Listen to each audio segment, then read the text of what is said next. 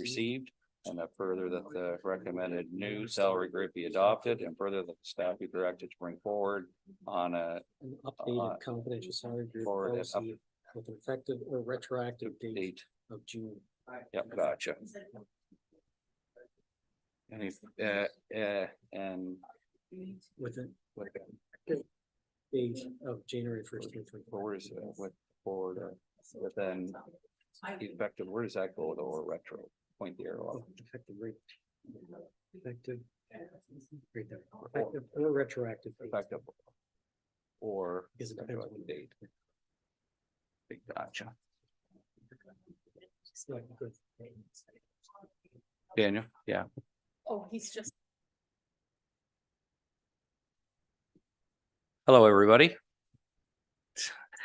I'm just going to, we just come out of in camera. I'm just going to read a recommended motion, and then I'll be stepping, Kathy will be stepping back into the chair's position. So should I wait for Councillor Hodge or Councillor Reagan? No. Okay. The motion coming out of in camera is that the report presented by ML Consulting be received, and further that the recommended new salary grid be adopted, and further that staff be directed to bring forward an updated confidential salary grid policy with an effective or retroactive date, January 1st, 2024. Can someone move that? Moved by Councillor Westman, seconded by Councillor Hodgins. All in favor? That's carried. Thank you.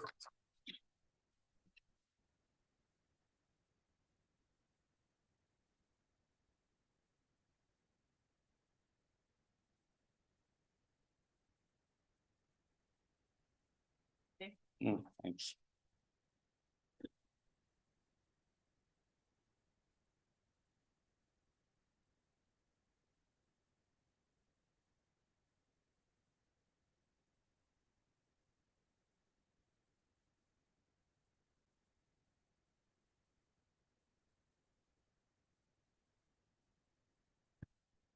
Okay.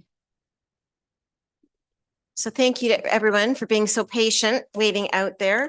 Just before we get into the meat of the meeting with our first delegation, I just wanted to reference the fact that I am wearing purple today because November 15th is Wear Purple Day in support of the Shine a Light on Women Abuse campaign.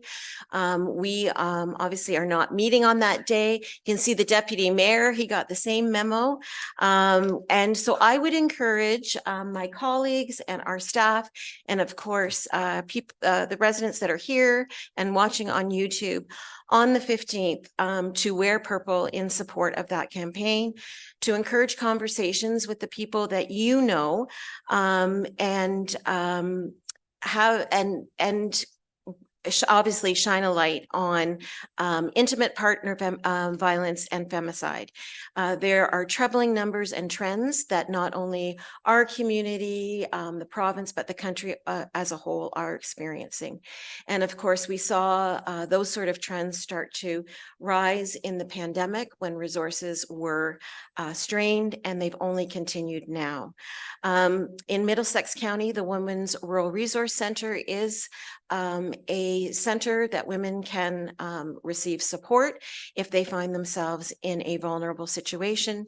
They can also access support through the county libraries by reaching out to any librarian in our county system. They will be able to match you with community supports. And then of course, Middlesex County has a community navigator, Josh Smith, who works through the library system, and he can also be accessed for those resources. It is important to remember that there are many complexities when dealing with an abusive relationship, and we have to be mindful of those. Always remember, if you see somebody in immediate danger, to call 911. There are many resources in the county. Those resources are on the county website. They're on our library website, and they can be accessed quite quickly. And I would encourage you to keep an eye out for women and young girls who might be in a vulnerable situation. Let them know that they aren't alone and that there are resources in our community. Okay, tonight we do have a few delegations and I am pleased to welcome first up from Lucan Area Heritage and the Donley Museum, Thomas Levac. I believe Thomas, you're going to be the one presenting, but also in the audience from Lucan Area Heritage is Sheila Hodgins and Jackie Martin. So it's great to have you volunteers here because we know that you're the passion behind the museum and you are the one that keeps Thomas going. So Thomas, it's great to have you with us tonight and I'll pass it over to you. Yeah, thank you for having us. So I'm going to begin with our annual financial report to council. So I don't, not the best way to start off a presentation, but I'm just going to point out an error with the pre-mail that I gave you guys. So there was a formula error in our spreadsheet and it didn't take on a certain portion of revenue. So we're not actually projected to have a deficit this year, but we're going to have a small profit of $3,000, just over $3,000, which Well, is that's great. a better mistake. That's a good mistake to be making. Positive mistake. Yes, absolutely. Oh, I did print out updated finances if anyone's interested.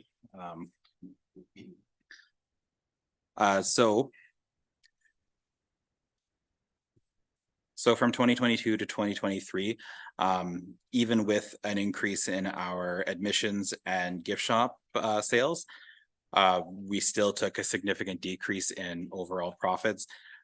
This is largely due to a reduction in grants and an increase in wages. So through 2022, we were lucky to receive a number of grants to help with recovery from COVID-19. This came both in the form of cash and in support to mount certain fundraisers. So without those in 2023, we do see a bit of a dip, but it is still anytime you're in the black is good. And it's a little bit more consistent with previous years, a little bit higher than pre-COVID totals, which is not bad. Did you want me to go over each item line by line, or if you have any questions now, I could answer regarding with that and then move on to the next part? I would look to my colleagues. Are there any line items that you want spoken to? I mean, I don't think that this doesn't change from year to year, but if council wanted to speak to any line items, now would be the time. Okay, Deputy Mayor and then Councillor. I was just going to give input. I was just going to say if he went through his whole presentation, we wrote down our questions and at the end maybe, but anyways, that was just a comment I was going to make rather than chopping each page, but. Yeah, I don't think we necessarily need to go through every line item, but if there was something specific.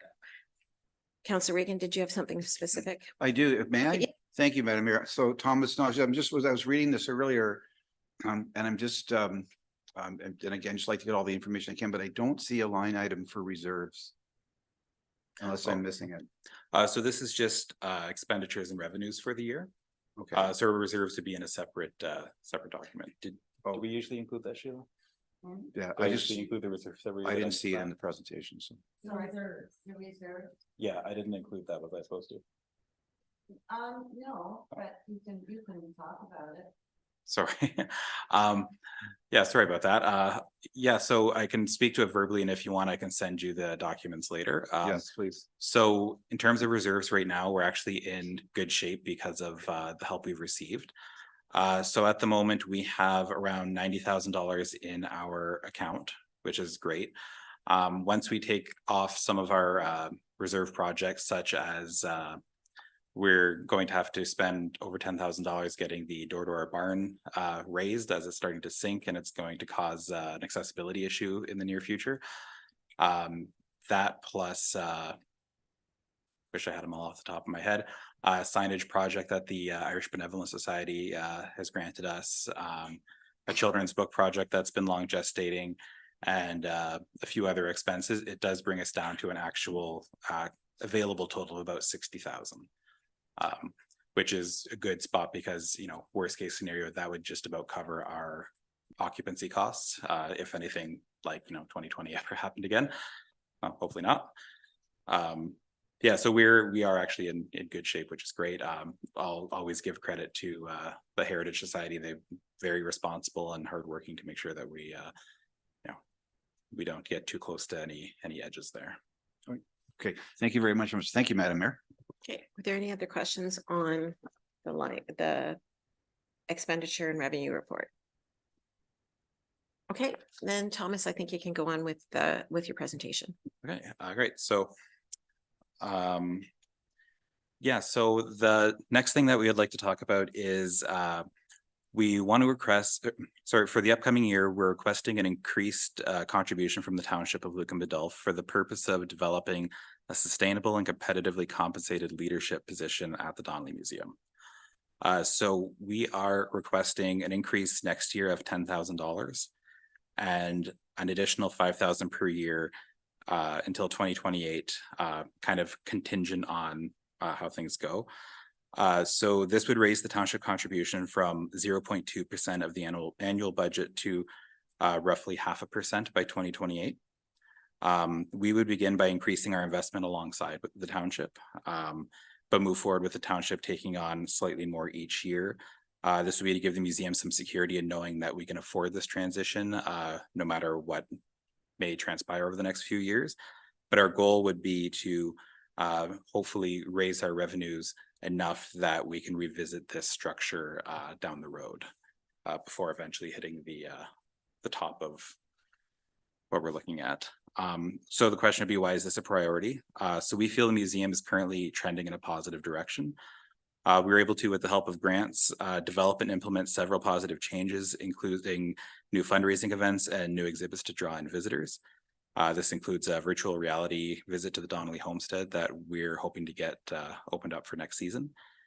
We've also begun developing new revenue streams such as virtual educational programming and tourism shoulder season events and programs to keep revenue flowing in the off season.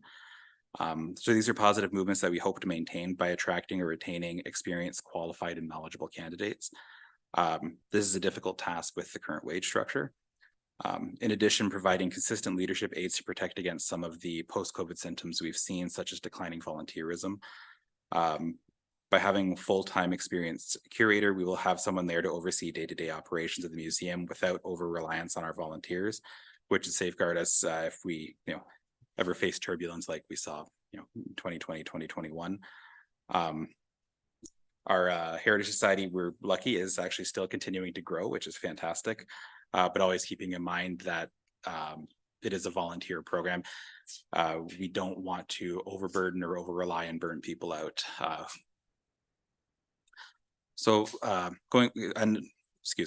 major benefit of this is the stability. So for those who might not know, in the past, the museum operated with a seasonal supervisor system. Because of the wage and the seasonal nature of the position, it would often attract students that were either in or just completed university. So it was really just a transitional job for them.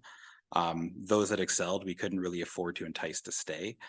So this constant rotation would make it difficult to build momentum or institutional knowledge, as we had to start from zero each season with a new person trying to help guide the museum. In 2019, the decision was made to retain a year-round supervisor in an attempt to create a viable, stable, long-term position. The cost of having someone year-round was burdensome, but it was in the best interest of the organization. The limitation we found, however, is in competitive compensation. Though we're in good financial health, paying a competitive wage out of pocket would very quickly deplete our reserves. This would put us in a precarious position as repairs and projects arise. It would also restrict our ability to bear upfront costs of events and fundraisers as we do attempt to grow and diversify our revenue stream. Having someone as a full-time supervisor has already paid some dividends with over $120,000 in grants that would almost certainly have been missed. New exhibits and expansions to previously existing exhibits became far easier to produce with someone there to do the groundwork regularly.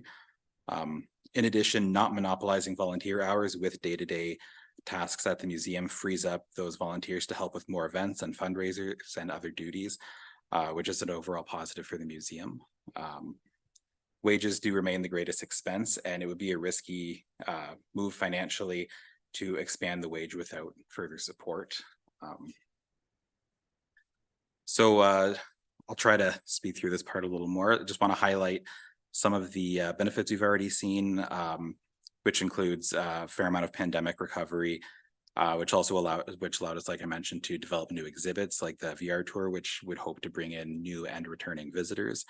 The most notable thing we were able to mount is the Montreal Canadiens alumni game last year at the Lucan Community Memorial Center, which drew over 700 spectators and grossed $17,000. That was a one-off event, but we've created some repeatable events which have brought around 1,000 people throughout those things like our candlelight tours, bus tours, and grossed well for us as well. We've even finally got to revive our escape rooms, though we had modest success this year. If we repeat it, we hope we'll do better. The success of these events can't be attributed to any one person. The members of the Heritage Society and assistance from outside bodies like the excellent arena staff made these successes possible. But one of the keys is these are opportunities that may have never come to pass without a consistent day-to-day presence, keeping abreast of available grants, developing new ideas, and putting in the hours needed to lay the foundations of these events. Volunteers are vital to the growth and operation of a heritage site like this. However, they are in the end volunteers and have lives outside the museum that require attention. Having a consistent and effective paid staff whose responsibility is mainly to be there opens up a world of opportunities without overburdening and overwhelming the volunteer body.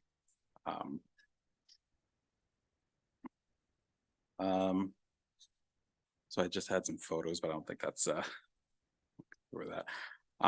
So the museum remains a draw to visitors, just in terms of benefits to the township of the museum. As noted in an earlier slide, we welcomed over 2,200 visitors to the museum during our standard operating season. This doesn't include the several hundred that came to our other events this year, totaling nearly 3,000 visitors to Lucan. The majority of people who visit the museum come from outside of Lucan Biddulph. The Donnelly story is obviously well known and serves as an effective draw for tourism to the town. We've seen a little hint of the economic benefit that we provide and the amount of people who ask us where they can have lunch or where they can eat when they visit. So a healthy and active museum provides a positive economic impact to the town.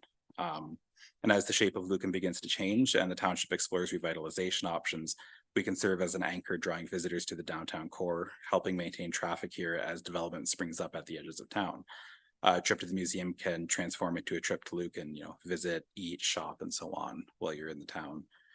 I've included the flyer in the pre-mail as well, which is up there for the Ontario Museum Association outline of benefits to rural communities of having cultural sites and museums. They're a key contributor to the community and rural pride and help with community identity.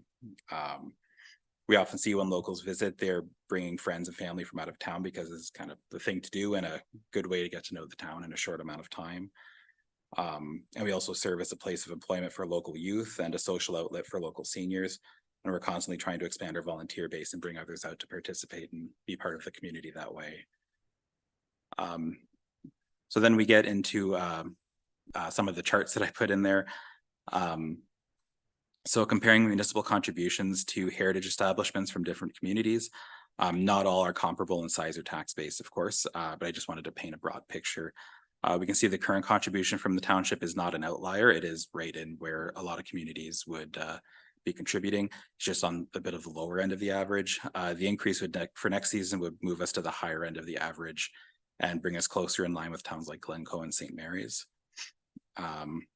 So with the next chart, that's just a rough forecast of if we did reach the full 45,000 by 2028, it would again reach just over 0.5% of the total budget.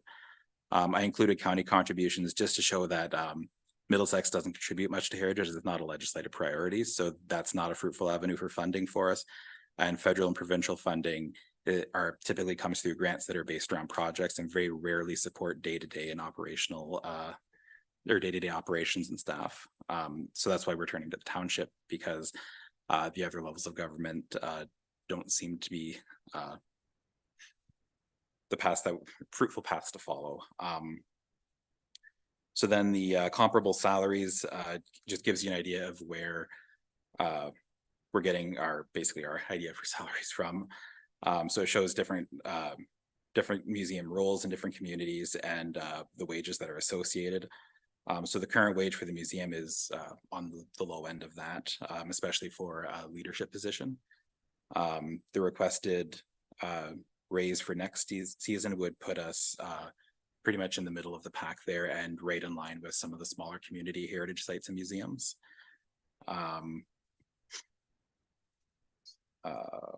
Which again, the whole idea is attracting and retaining qualified, knowledgeable candidates that can help the museum continue to grow. So one of the questions that I was asked is kind of look at the two worlds, one where the museum doesn't get the funding and one where it does. So if we receive the requested funding, the future of the museum is very similar to what we've seen. It would be growth, community engagement, increased revenue and visitation. Without the support, the museum will definitely survive. We've seen the Heritage Society, they, as Sheila says, small but mighty. That's there's no doubt that the museum would keep going. It just might not be at the level or the rise that we would hope. The risk we would face is regression. So without a qualified leadership position that is, a full-time staff, a lot of the current responsibilities would likely revert back to the Heritage Board. As the current role doesn't just include heritage roles like conservation and education, but business duties such as finances, operating a gift shop, payroll, marketing, and pretty much anything else that comes up. With many of these responsibilities returning to heritage, that would reduce the already limited pool of volunteer hours, drawing time away from fundraisers and events and things that we can do to help grow the site. In addition, current programs are at risk of being abandoned due to loss or lack of expertise. Things like the upcoming VR exhibit or reviving out of print books, media displays, these can all be lost without the guidance of a knowledgeable curator, or would potentially cost a lot more to implement if they were chosen to implement, because they would need to contract out for that. The hours lost in museum would also create limitations when it comes to grant writing and event development. Without the right candidate, it could be difficult to explore new revenue streams and put in the groundwork to build these up. And just in terms of why we feel the township should support the museum at all, much less increasing its support. There is a clear economic benefit to the community of having a vibrant and enticing tourist attraction. We have a unique and fascinating history that draws in visitors. Those visitors will spend money in the community. This support can be seen as a sort of economic stimulus. By solidifying our leadership, it gives us an opportunity to expand our programming, whether that's through exhibits that will draw new and returning visitors or exciting events pulling in visitors from out of town. In turn, these visitors again will spend money in Lucan. There's also the more abstract issue of duty. Mileage may vary for some on this, and I know a lot of people have hated their history classes throughout their schooling life. But there is a kind of moral imperative for people to record and preserve history. Whose responsibility that is can be debated. The Donnelly story is a fascinating and unique tale, and so it takes up a lot of oxygen when it comes to museum discussion. However, that's only half of our museum space and only part of our overall mandate. We house artifacts and stories from hundreds of community members from Lucan's past and present. Going through the donation labels, you see the names that built Lucan. You see Butler, Corbett, Haskett, Hodgins, Langford, McClary, McLaughlin, Revington. They're only a small portion of the many, many names and stories that we look to preserve and make available to public for their education. The Lucan Area Heritage Society has worked for almost 30 years with this mandate, with the support of the township, of course. But as the township grows, so does the role of the museum, and in that we feel a new approach is needed. So it's our goal to take this next step for the long-term benefit of the museum and the community, and we hope the township will support us on this mission. So thank you for letting me talk for probably too long. If anyone has any questions, I'm happy to answer as best I can. Okay, thank you very much, Thomas, for that. Great presentation. Certainly, I don't think there's any dispute about the importance of preserving our history and the stories that our past tell to help us with our future. So thank you for reminding of us of that. Any questions or comments on Thomas's presentation? I just might remind council that this request will be discussed at budget time. So I don't want to get into the weeds of the budgeting, but certainly if you've got any questions or looking for any clarification on what Thomas has presented, now is the time to ask those questions. So Councillor Hodgins. Thank you, Madam Mayor, through you. thank you, Thomas, for the presentation and the information. There's obviously a lot of effort put into it, and it's very helpful for us when looking at this request come budget time. So I want to say thank you and great presentation. I know I kind of missed my opportunity to ask questions on this, but I might just take the opportunity now. Just generally, like looking at it at a glance, we see that there was a lot of revenues in the grants for 2022 and then maybe not as many opportunities in 2023. So just generally speaking, was that a bit of like anomaly, like COVID funding we got, or could you speak to that a little bit? Yeah, so you're exactly right. It is COVID funding largely. That's beginning to tail off a little bit. We also in 2021 received Ontario Trillium Fund grant, which then also disqualified us from some other grants going forward. And I also, just failed to get some grants that I applied for. But yeah, the big leap in funding there is due to COVID recovery, which again, is something that we're kind of looking down the road, is that we're not going to have that anymore. So it's great that we're able to benefit from it there, get the museum's name out there and put on some events to kind of raise our profile a little bit. But we know that going forward, we're going to have to work a lot harder if we want to try to replicate anything close to that. Okay, thank you very much. And Councillor Regan asked my other question. I was going to inquire about the reserves, and I think that's positive news that we've heard that things have been managed very sustainably in the past. So props to everyone involved, and thank you very much. Thank you. Any other questions or comments from council? Deputy Mayor Manders. Yeah, no, just a comment, great presentation, lots of information there. I thought that was good for our community to see too. I do like the staged approach for us budgeting. Going forward with some sort of vision like that. Just a comment, I certainly will be looking forward to seeing again revenue streams. I hope will increase with this position or qualified person going forward. I would be concerned in 2027 if revenue streams were less than 2024 each year. I mean, that's we had that, something else happen in the world event. But again, the revenue streams, I really hope will match that. Our downtown, again, you do bring a lot of people in, and I think it's very important to that tax base that pays taxes in those businesses, as we don't have a lot of them in our town. So it's to have you guys there, I think is important, especially with Foodland when they decided to move. That's certainly a hole right now that looks like it's going to be filled. But anyways, I just thought I'd make a comment. Thank you. Any other comments or questions for Thomas while he's here? Okay, thank you very much for that, Thomas. Appreciate it. And as I say, this will form part of our budget discussions when we enter into them. Thank you, everyone. Appreciate the time. Great, thank you. With that, I would ask for a mover and a seconder that we receive that report as presented, please. Councillor Regan and Councillor Hodgins. All in favor? And that's carried.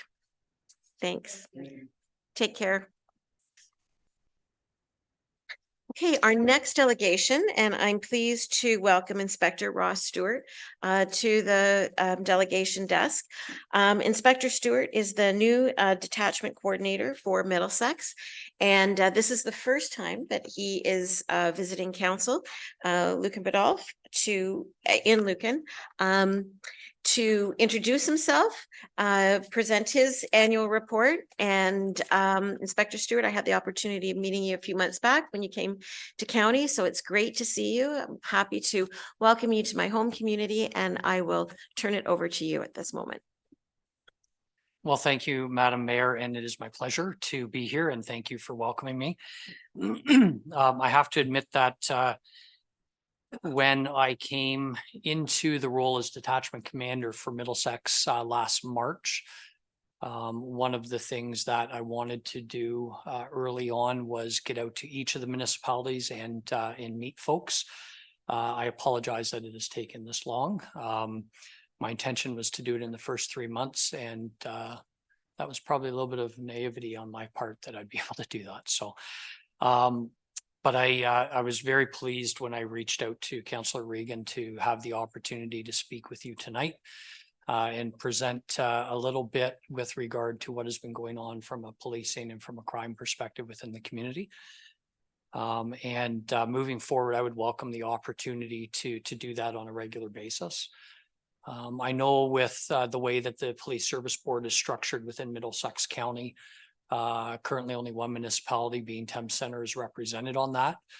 Of course, there are changes coming to the Police Services Act and subsequently the structure of police service boards. The last I'd heard around the beginning of April of 2024. And certainly the ability for me to report on a more regular basis to municipalities will be made easier by that. But in the absence of that, if council would like to set up a schedule, whether it's semi-annually or whatever, I would welcome that opportunity. Even having some conversation with good folks out in the lobby earlier, it reiterates the need for me to be available physically to answer questions, respond to concerns. You know, I'm very much a person who believes in being accountable for the role that I'm in, and having good conversation, even when it's difficult at times and it's difficult questions are asked. I welcome those questions and those conversations, and I'm grateful for them. So if council would be willing to have those meetings on a regular basis, I'd be pleased to do that. So a little bit about myself before I get into my report. I'm in my 25th year with the OPP, time spent between Peterborough County as a rookie, forensic identification, investigating major crime for a number of years, some criminal work with guns and drugs, as well as a lot of detachment operation experience in Lambton County for 9 years, where I ran the operational program there before coming to Middlesex this past March. So ironically enough, when I started in the forensic unit, it was at the building that I'm working out of on Exeter Road now. So in a very real sense, I've come home for the last part of my career, which is nice.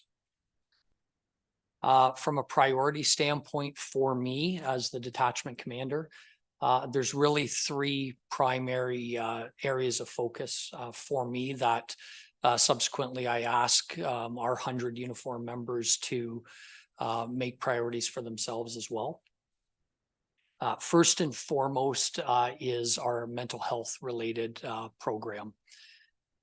I'm not sure if everyone is aware or not, but in Middlesex, we have something called the MCERT program. It's the Mental Health Crisis Response Team, where it sees trained crisis workers, social workers, crisis nurses riding with our officers in the cruiser on a shift-by-shift basis and attending mental health related calls, but also calls that are dramatic and where people are victims of crime.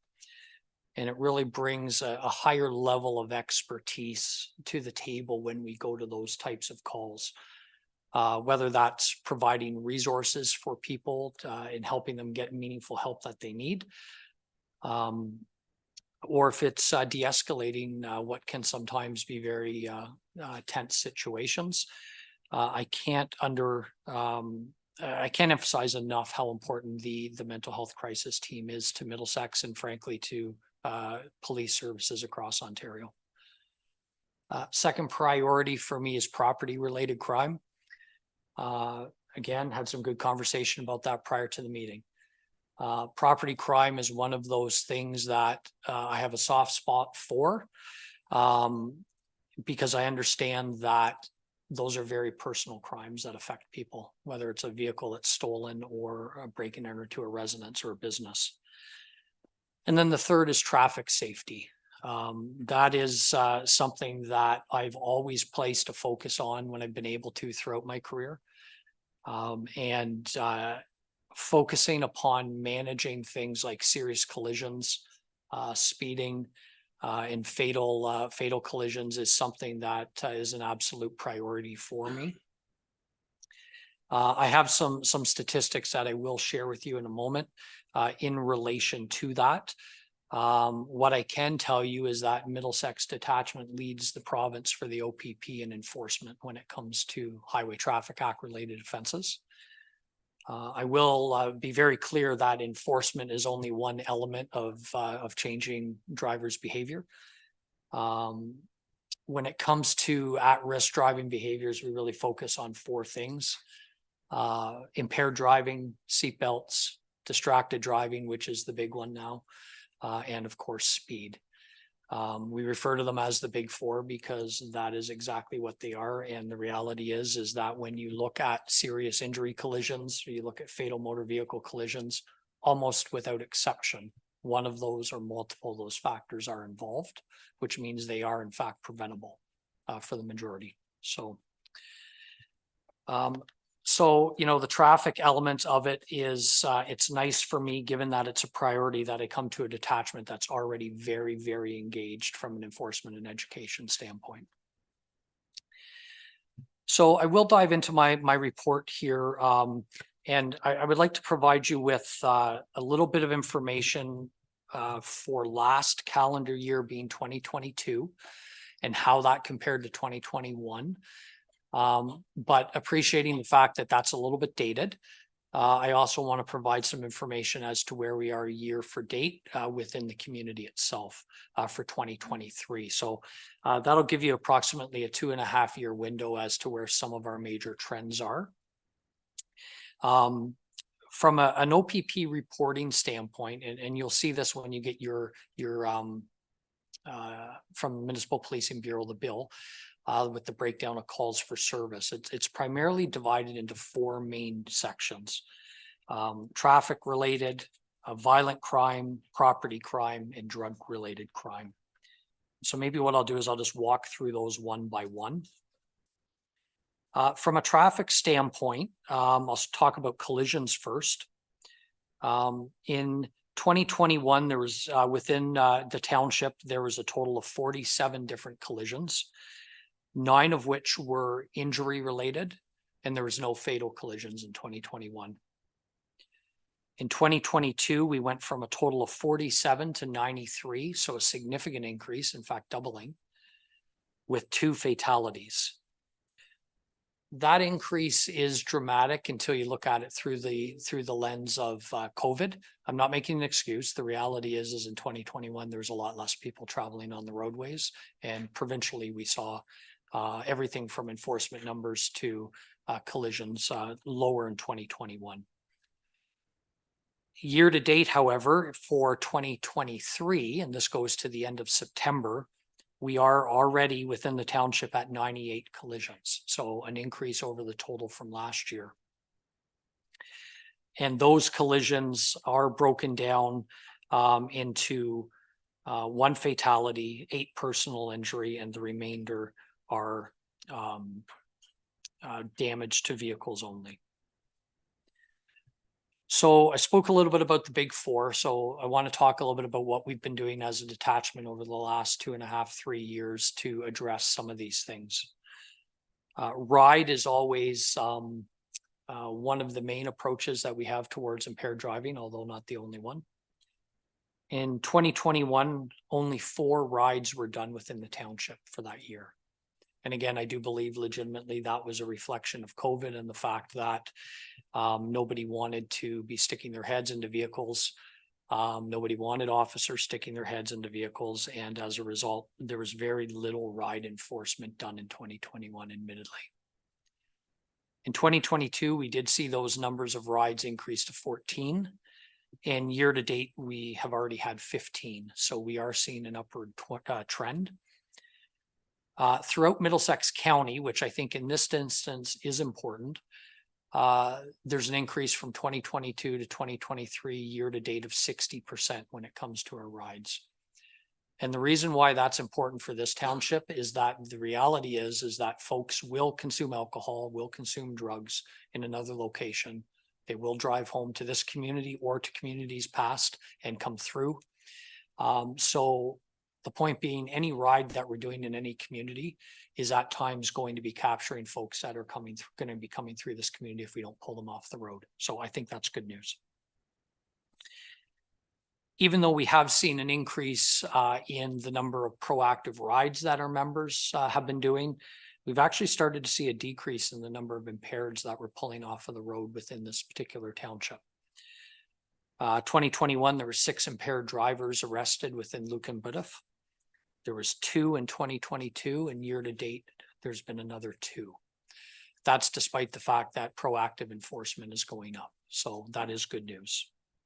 What I can tell you is provincially, impaired driving is on the rise, both alcohol and drug related. From a provincial offense notice standpoint, 2021, within this township, officers laid a total of 36 provincial offense notices, 63 in 2022, and 91 year to date for 2023. So again, we are seeing some positive upward trends. To be honest, I want to see those numbers higher across the board. I'll speak for a moment with regard to violent crime trends. Now, violent crime relates to a number of different categories. It can be something as serious as murders or attempt murder, sexual assaults, robberies, or things like criminal harassment, which often we will see in domestic related incidents. In 2021, within this township, we had a total of 14 violent crime or incidents that were classified as violent crime. That number increased to 23 in 2022, quite a notable increase. And year to date, we're at 11. So for 2023, we've actually seen a 21% decrease in violent crime within the township. So good news, no question about that. But there certainly is some room for improvement there as well. When it comes to what I would classify as the more high-profile violent crime, a murder, attempt murder, sexual assaults, the numbers are quite low throughout the community, although I would suggest that even one is too many. From a property crime standpoint, between 2021 and 2022, we actually saw an overall decrease of almost 30% in property crime within the community. We specifically, when it comes to break and enters, we did see an increase from 3 to 5 between 2021 and 2022. When we look at property crime for 2023, year to date, we're at 4. So we are on track to be similar to last year from a break and enter standpoint. What we have seen is a notable difference and decrease between 2022 and this year in theft over. Now, theft over, the benchmark for that is $5,000, and generally speaking, that is referring to motor vehicles. We have had, in 2022, we had a total of 6 theft overs. Year to date, we've had 4 for a 33% increase, although we do still have some time left in the year. So overall, for 2023, we are unfortunately seeing an increase in 33% in relation to property-related crimes. And where I'm seeing the most dramatic increase is in our theft unders. And those are the ones that are under $5,000. Some very legitimate concerns raised earlier tonight in the lobby with some conversation about vehicle entries, property being stolen out of people's cars. And those are very legitimate concerns. I will have to dive into each of the incidents specifically to see how many are related to theft from vehicles. I will be doing that, and I will be reporting back to Councillor Reagan about that. But we have had a notable increase in theft unders that are driving the property crime increases within the community. Frankly, that is very easy to see where the problem is, and it is something that we will be addressing. From a drug crime standpoint, although we capture this data, admittedly, there's very, very little within this community. Keep in mind, drug crime can be everything from production of methamphetamine to cannabis being readily available to a driver in a motor vehicle. In 2021 and in 2022, we actually had no instances of any drug-related crime whatsoever. Year to date in 2023, we have had one, and that was an individual that was stopped in a ride check. The officer smelt the odor of marijuana, and it was found to be immediately available to the driver, which is against the legislation. So the person was appropriately charged for that. I mention that specifically because I think any drug crime has the potential for raising concerns. However, I suppose in my mind, there is a difference between cannabis being readily available and somebody selling cocaine downtown. So overall, from a call for service standpoint, to give you a little bit of an idea as to what the trend is, we are seeing an increase in calls for service within the township. Total calls for service in 2021 was 855. In 2022, that increased to 1,084. And year to date, again, to the end of September, so 3/4 of the way through the year, we're already at 1,160. On track to be somewhere around 1,400, which would be almost double 2 years ago. Again, there is an element, I think, of COVID, not that I want to blame COVID for that, but I do think that that is a consideration. But what I will tell you is that we are seeing across the board, not only in Middlesex, but within the communities that the OPP polices, an increase in calls for service. That is a reality that we're faced with. Many of those increases are consistent across different municipalities and different regions, with the most notable being an increase in mental health related calls, which comes back to the importance of our MCERT program. Pending any questions about that sort of statistical data that I've provided, that is what I wanted to speak about from a report standpoint. There are a number of other items that I would like to address that were brought forward by concerned members of the community. And I think that if it's the appropriate time, it's important for me to do that. Okay, great. I was fortunate enough to receive some emails, not only from Councillor Regan, but also from a concerned member of the community, specifically in relation to school bus safety. There has been an increase in the community of individuals running through school bus lights when they're activated. And that goes without saying. It is extremely concerning for me when I hear that. This prompted some questions that were forwarded to me by the community member, and maybe I'll just at a high level hit on those if that's okay. There was a question with regard to, what should an individual do when they are faced with a situation where they see somebody go through the flashing lights for a school bus. The answer to that is, number one, you need to notify us immediately through the non-emergency OPP line, phone line. Although non-emergency, that doesn't mean it doesn't get answered faster. It just means it's prioritized differently in the event that everybody is tied up with other priority calls. So please call that number. If you can get a description of the vehicle, even if you don't get a license plate, that's still important for our officers. We do have officers on a shift by shift basis within the community. They can observe for that vehicle and they can stop that vehicle. Even if they can't lay a ticket because do enforcement or education or do enforcement because they don't have a definitive license plate, they can still do education with the driver. And there's still the benefit of everybody else driving by seeing that this vehicle's been stopped. So if you can get a photograph of the license plate, by all means, please do that and provide that to the officer. Our officers will come if you ask them to come for this type of thing. The vast majority of my members have families of their own, and I can assure you that this is a very serious concern of theirs as well as mine. Second question is, what's the expectation of the OPP officer who responds to the call? And will the individual providing the complaint have to provide a written statement, provide any photos that are taken, and will they receive follow-up from the officer?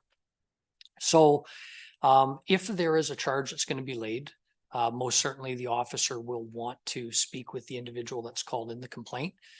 They will have to get a statement from them regarding what the observations are. And if there's a photo available, that's ideal. When it comes to follow up from an officer, that's really the choice of the person, the complainant. If they would like follow up, certainly our officers will do that. If they're content with no follow up, then that's okay too. In my experience, when it comes to these types of incidents, people want follow up because they want to know something's been done. That is not an expectation that will catch any of my officers off guard. So I would encourage any member of the community that sees this and calls to ask for follow-up. That then builds in an extra layer of transparency from an OPP standpoint on what we're doing about the problem. The next question was regarding installation of cameras on school buses. And whether or not there is that happening anywhere in the province.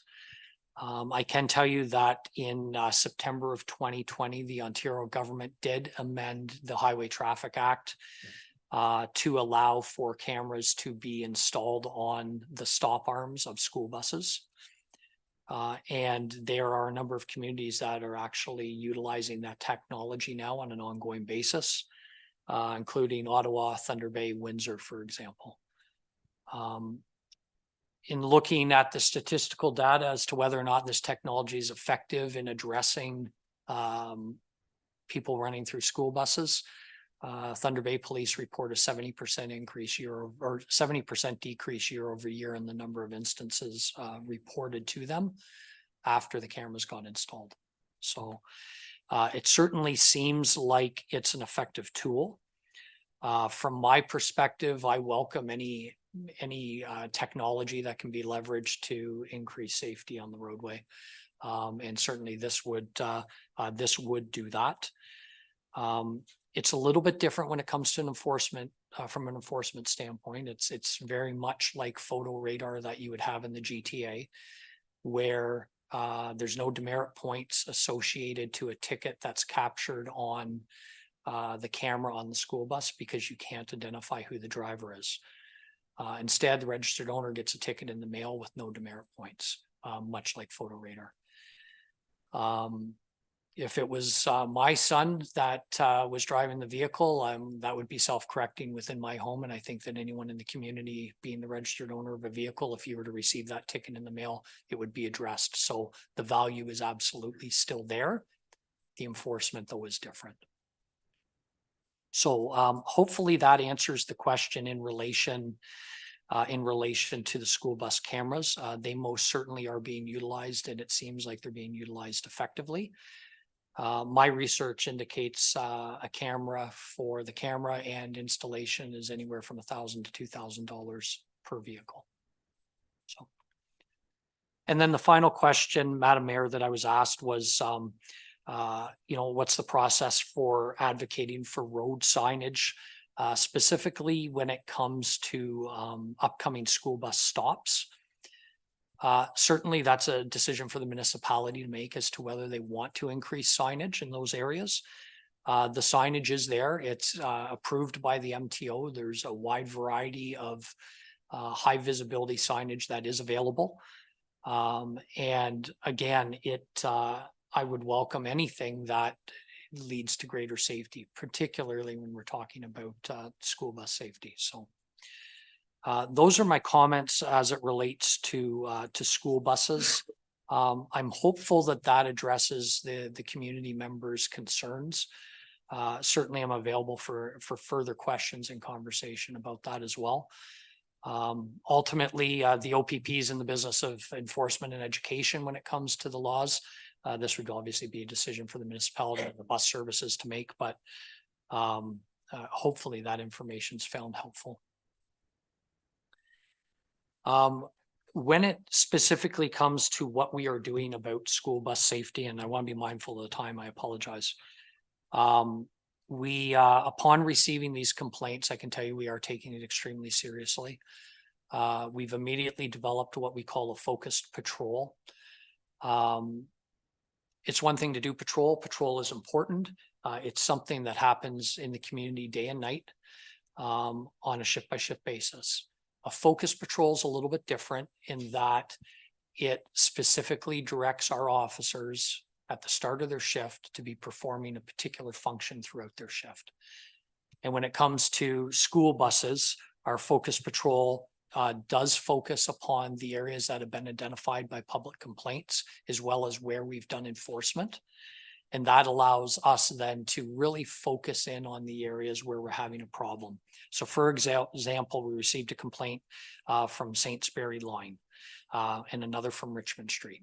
So those are areas that our officers, when school buses are running, are out and they're focusing their efforts specifically on that. Their supervisors are not only assigning that to them at the start of their shift, but they're giving appropriate supervision to make sure that it's happening. Not only that, the officers are responsible for reporting back on their efforts, number of patrol hours, number of interactions with motorists, number of tickets, amount of in education that's done. And then that in turn allows me to pull all that data out of that focused patrol that we've developed and report back to yourselves, report back to a concerned member of the community. So that focused patrol will be running until the end of the calendar year when the students go into Christmas break. A new focus patrol, which will be based upon the analytics again that I've already talked about, will begin prior to the first day of school in the new year, going until the end of school. So we'll sort of take an intelligence-based look at what's happened in the last 3 months when it comes to the beginning of January, and we'll refocus our efforts specifically into those areas to address the concerns. So again, hopefully that is something that sets community members at ease, that we're taking it serious and we're going to do something about it. I am a person of my word. When I say we're going to do something about it, we're going to do something about it. There will be enforcement. There will be folks that inevitably walk into this building upset that they've gotten a ticket for it. That is inevitable. It happens all the time when we do these. I was just dealing with this with Park Hill a couple of months ago with the construction on Main Street. And that is the reality is when I'm asked to do something, I'm going to do it. And at times, folks are going to get a ticket that maybe they don't like. But that is the price for keeping our kids safe in the community. So the last thing that I would like to very briefly touch on, I know that concern was raised or a question was asked about nighttime patrols and whether our officers are out doing nighttime patrols. I can assure you that we have members dedicated to this township on a shift by shift basis, day and night. I won't get into the number of officers assigned from an operational security standpoint, but what I will tell you is this, it's multiple.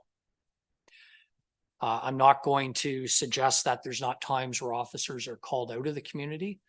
If we have a large incident happening elsewhere, of course, we will pull officers in from everywhere to assist with that.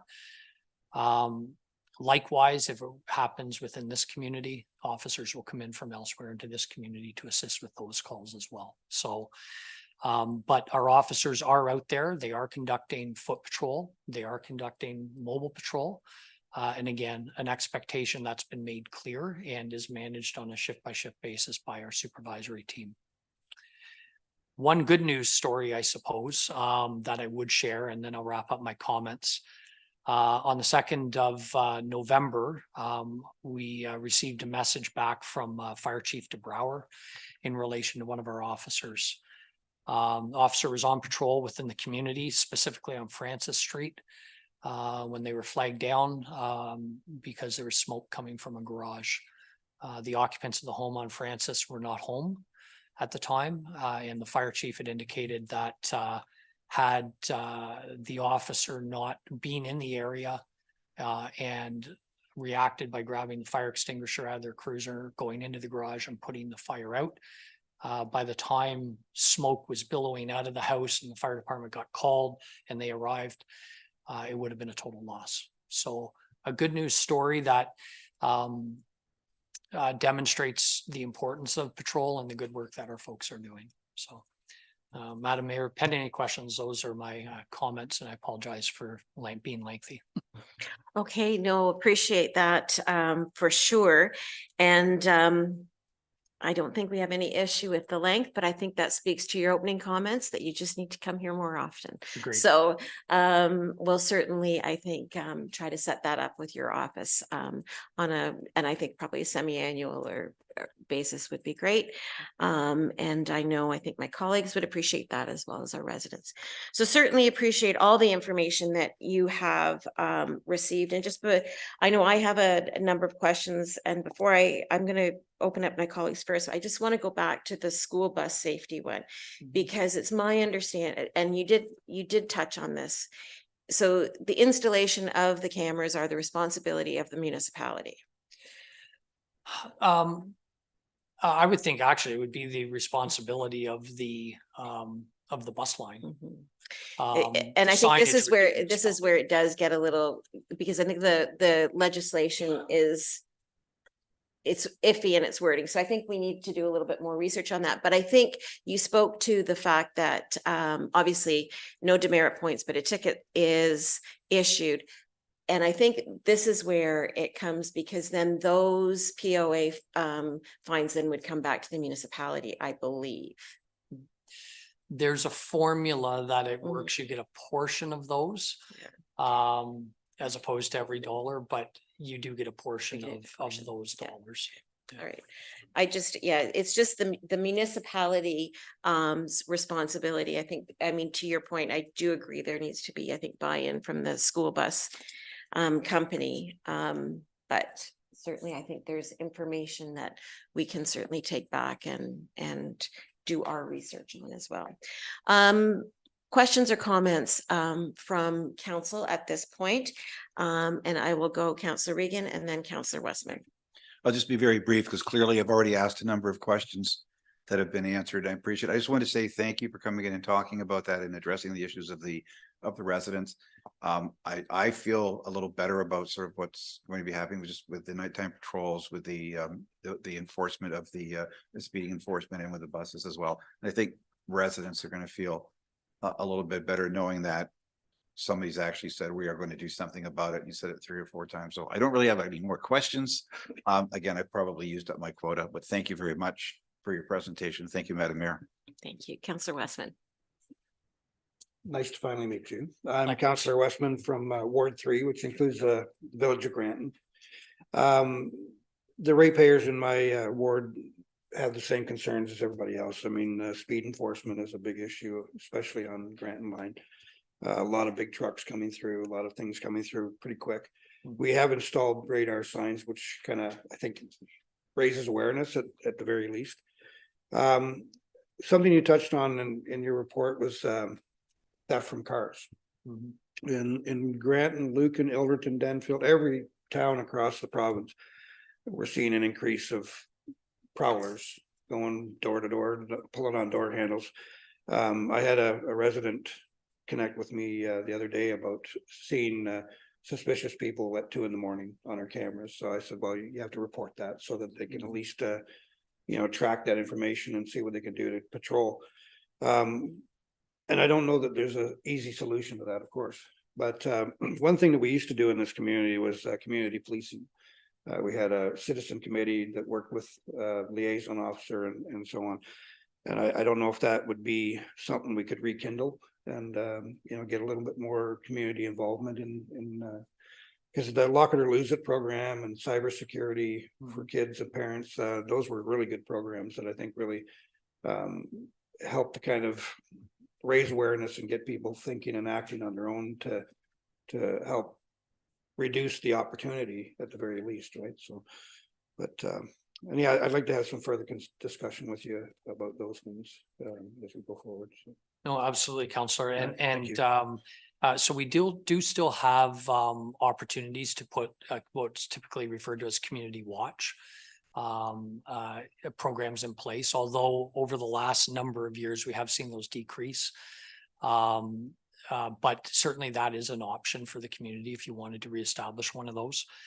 The Lock It or Lose It program is still something that the OPP actively promotes. I've done it in other communities.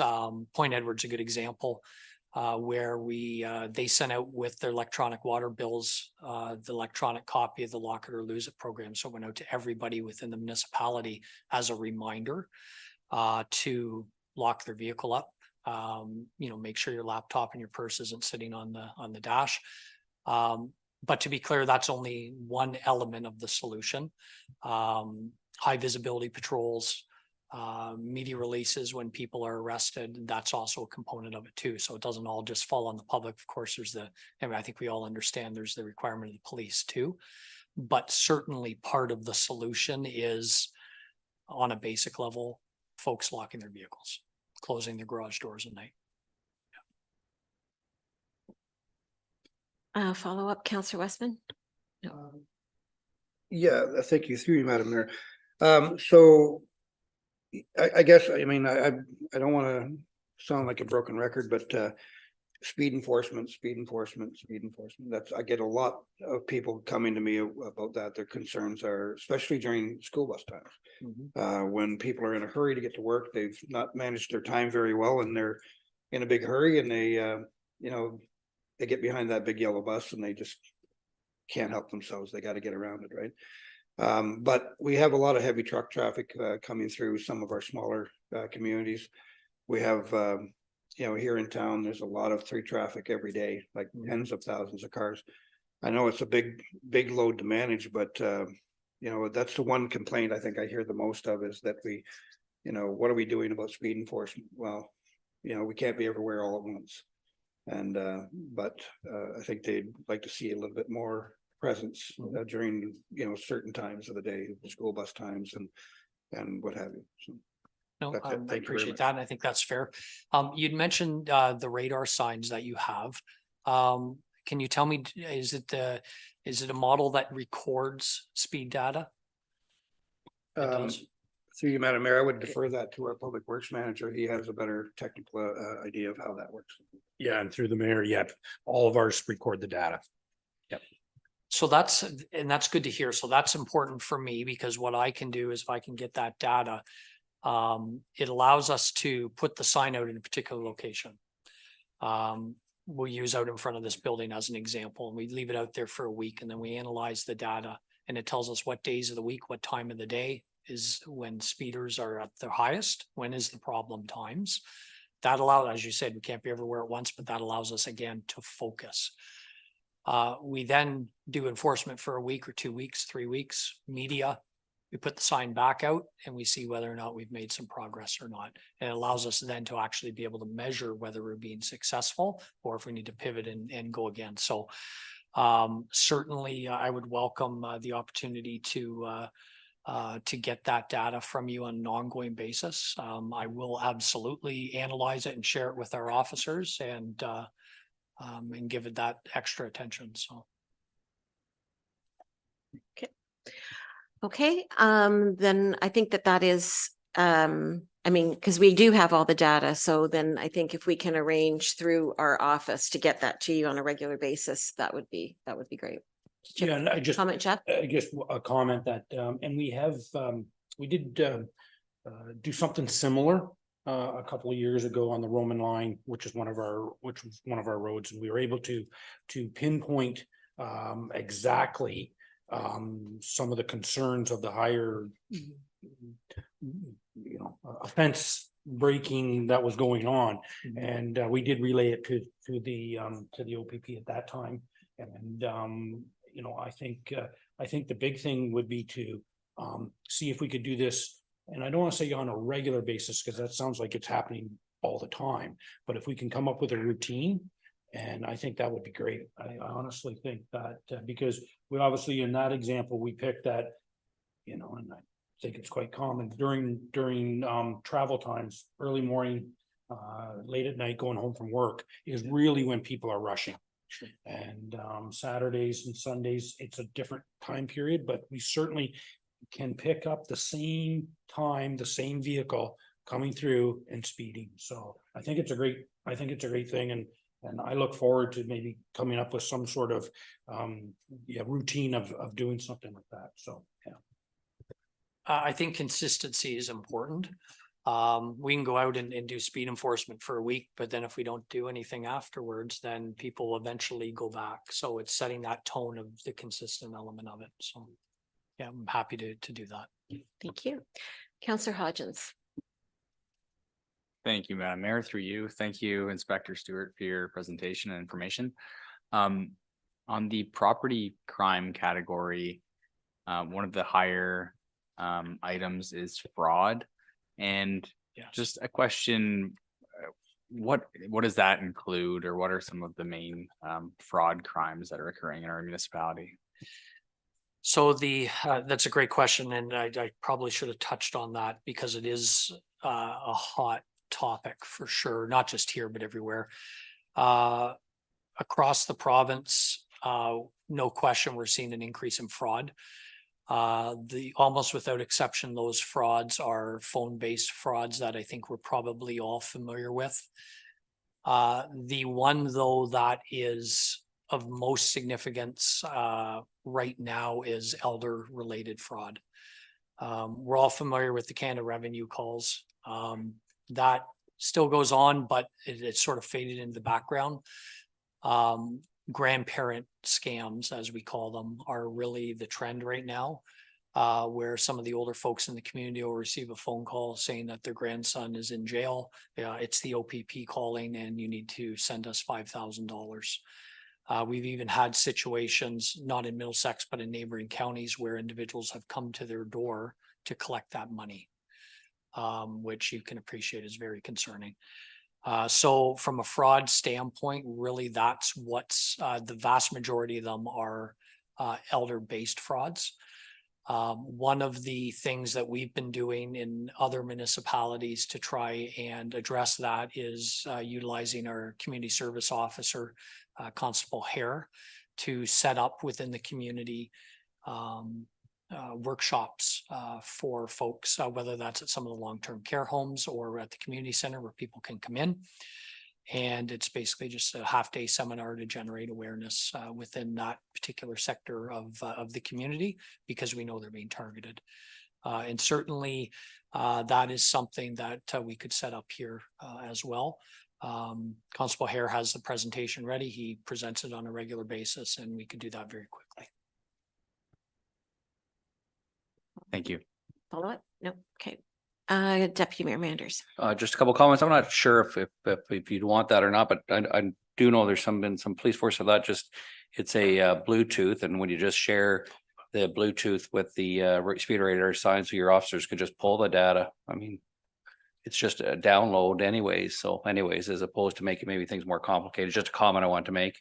Because at the end of the day, you just pull up to them and your guys pull it off on their Bluetooth, or the officers could, and I'd sooner have their off, all the officers have the information anytime they want it. Just a comment. If you had the Bluetooth. In relation to like the speeding data, do you mean? Yeah, speeding signs. Yeah, you could just take that data anytime you want, radar speed signs. But anyways, Yeah. just a comment.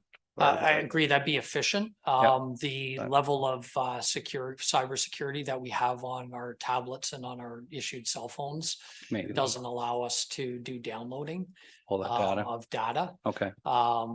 And it's just from a security standpoint on our phones, just given some of the programming that we have on them. But But I gotcha. agree, that would be efficient. No, okay, no, then ideally Jeff, should just set up a time to send, I think, the data just regularly. Obviously, when you pull it, if you're not, whoever you send it to should just be sent automatically in an email myself, but we can do what you want with it. But the another comment is I feel you're doing your jobs and this being done just because of this meeting and complaints.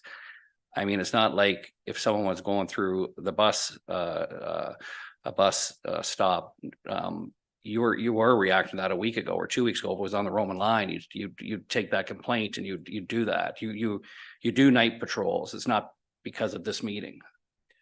Oh, absolutely. Yeah, that's it. Like nothing's new. Nothing's new. No, nothing. Well, You are doing your job, and you're forced doing your job. Nothing's new because of this meeting. That's all. Nothing's new, It's but more of awareness to let people know. agreed. Yeah. Yeah. That's all I Like wanted, we're not going like- to start doing night patrols. That is part of it. Yeah, yeah. The one aside I would say to that is when I have the opportunity to have a good conversation out in the lobby even, that sometimes tweaks me in on fine tuning some of our things that we're already doing, right? So And I, when it comes to speeding, especially in the village and in the villages, and we continue to talk about it, which is good, but I do feel, again, if you've heard the term, I'm sure too, is that it's a road design problem. We should be calling our public works, not police. You know, narrowing traffic, center line delineators, speed bumps by our parks, doing things to impact the traffic, to change the environment. And we continue not to do anything in Lucan. Really, we don't. We really don't change the environment of our roads in our villages, but we continue to tell policing that they should do more patrols or sit at stop signs. And again, I think we could do a better job though ourselves also of changing the environment of these areas. So just a comment I wanted to make. I don't know if you talked to the municipalities about that, because again, did you ever throw it back that, you know what, again, it's I think a municipality problem also. So. I think that the municipality is part of the solution, as opposed to maybe part of the problem, but you know, some of the things that have been really effective in other communities are what they call calming zones, where they deliberately on a long curving street in Point Edward, St. Clair Boulevard, where people get up to high speed, they decided to put a stop sign in right in the middle, as a means of forcing people to slow down, and you put rumble strips down because people don't like their cars to run over them too fast. Small little thing that is part of the solution that goes along with the police doing their job. I agree 100%. And then the problem is counselors and ourselves will get a phone call because again, sometimes it's 5% of the people that speed and it's 100% of the people that are going to get impacted by that change of environment, but so be it. So, yeah, it's just a comment. Yeah. Okay, thank you very much. Any other questions or comments that have come up? Inspector Stewart, right? I'm sorry, it's 5:05. It's been a long day. You use the word consistency, and I think that's. I know when I speak to residents, and you did touch on it, when about, you know, if you've got a speed issue, so, you know, you get X amount of complaints that there's speeders here, or X amount of complaints that, you know, we've got people going through cars in the middle of the night. And so there's a perception, rightly or wrongly, that you show up for a short period of time. And then, you know, okay, so you're there at 8 o'clock on the Granton line for 4 days in a row, or you're on Nicoline, you know, 4 nights in a row watching, and then you're gone. And I guess the messaging is, how can we get out to our residents that that you are being consistent, because I think that's where they want some sort of satisfaction, that these visits aren't just one-offs in response, that you're being proactive. And how can we be seeing that maybe more visibly? It's a good question. The consistency piece is obviously critically important. How do we message that?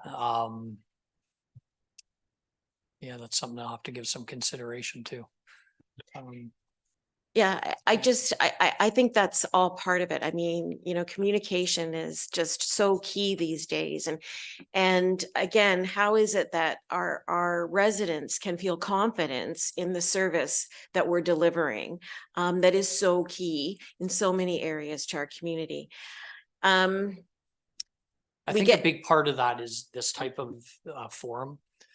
I don't know when the last time the inspector had come, and that's neither here nor there, but I don't think that once a year is good enough.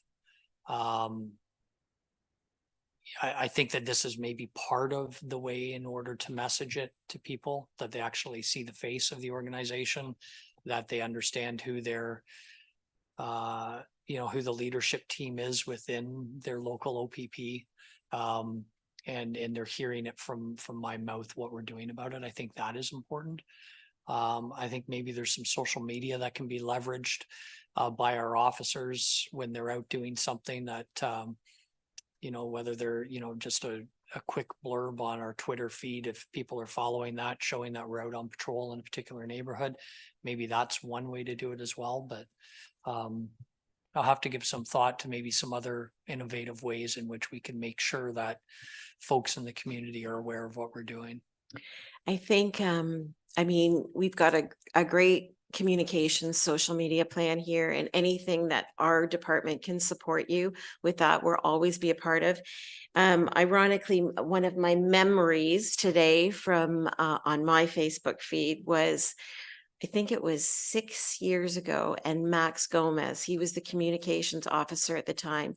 And we did a one-on-one interview in this office that I think it was a Facebook Live. Lisa videoed it, and it was going to be like 4 or 5 minutes. And I think it ended up being 19 or 23 minutes because the conversation just kept evolving on a number of issues that had been presented to the community at the time. So what I'm trying to say is, we're happy to be a partner when it comes to communication, and anything we can do, we'll be there. There's 2 more comments I want to make. And the one is, we receive comments from our residents, about, theft in cars, that sort of thing, or speeding. And we get a bill every year. And I guess my question is, if the community wants more, so if we want more enforcement, how do we get that? Is it going to cost us more? Or is our bill our bill? And I don't know whether I said that correctly or not. So there's sort of 2 answers to that. If the municipality wanted to fund what we call an enhancement, certainly that is something that you could do, where you would have officers that, say, an additional officer that would be dedicated to the municipality to do all of their normal duties. And you would pay for the salary of that officer specifically. Having said that, what you get in your service agreement with us isn't just Middlesex OPP. It's also things like our Highway Safety Division, which is traffic dedicated officers who are out of regional headquarters. And certainly when we do things like our focus patrols and the one that we've set up for school buses, absolutely that's message to our Middlesex members, but it's also already been put out to our Highway Safety Division so that those members are coming and they're focusing in their efforts on those specific things, and that costs you nothing. In your bill, you get all of the specialized services that come with having the policing agreement. If there's a major incident that happens here in downtown and we need a tactical unit and aviation support and canine and all those forensics and all those things, there's no additional cost to any of those resources. That's already built in. The same applies to simple things like traffic enforcement. That's already all built in. Appreciate that clarification. And then I just wanted to end on a positive note, and that is your MCERT program. I am incredibly proud of that program that was initiated in Middlesex.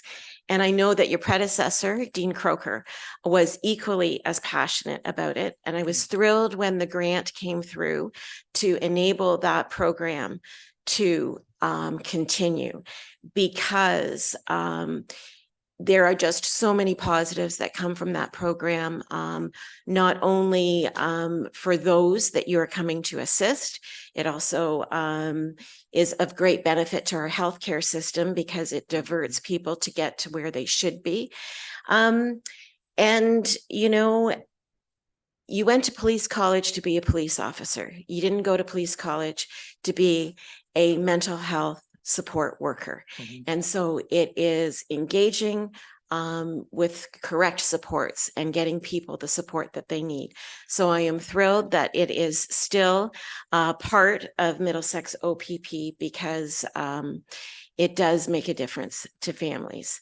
That being said, it is a grant, and I guess I would say, do we have confidence that it will continue? We have the utmost confidence. In fact, we just had, grants come and go, they expire. We just got approved for another grant at the end of September. That takes us through till the end of March of 2025 for one of the crisis workers. We have seen over the last couple of years the provincial government continue to increase their funding for these types of programs. So I have the utmost confidence that if anything, we'll only see an expansion of the program. I know I shared this at Middlesex Council, but my vision is to have a crisis worker dedicated to every one of all 4 of our platoons and as a platoon member. And so that 24/7, we have that coverage. I have the utmost confidence the funding stream will be there. The challenge will be recruiting and retention when it comes to those individuals, because there is such a shortage in that area as there is in healthcare in general. It's very much competition for those resources. So that'll be our challenge, not the finances. Well, there's a number of, municipal lobbying organizations that have raised the MCERT program as a priority. And I know that they will continue to as needed. So, but it is great to hear the confidence in that. So thank you. With that, I want to thank you for your presentation today. I do appreciate the time. I know it was a long presentation, but I do think in so many ways it was beneficial for council and staff, but for our residents in person, and then those that are either watching live or back at their convenience. So thank you. You're always welcome here. And I know that our office will be in touch with you to try and set this sort of visit up on a regular basis. Okay. Thank you so much. Yeah. With that, I would ask for a mover and a seconder to receive that presentation for information. Deputy Mayor Manders and Councillor Regan, all in favor, and that's carried. With that, I would say to council, because I know you've been meeting since 5:30, did you want to take a little 2-minute break? Okay.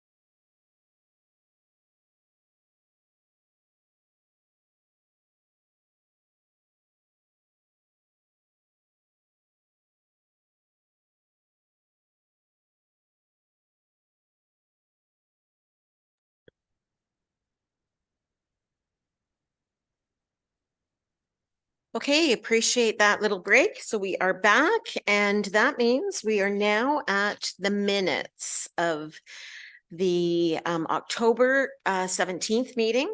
And if nothing has to be amended, then I would ask for a mover and a seconder to approve those as circulated. Councillor Westman and Councillor Hodgins. All in favor? And that's carried. Thank you very much. Business arising from the minutes. I don't believe anything else has been added onto it. Did council want anything added onto business arising from the minutes from October 17th?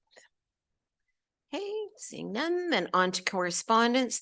There are 2 items that have been pulled. And Ron, if you wanted to speak to the first one, it has to do with our OMPF funding announcement. Oh, Catherine, did you want to take this one? Sure. I have the numbers in front of me, so I can speak to that. So this is our notification and be not included in the package, I guess, are the actual numbers and all the calculations, but I'll give those to you.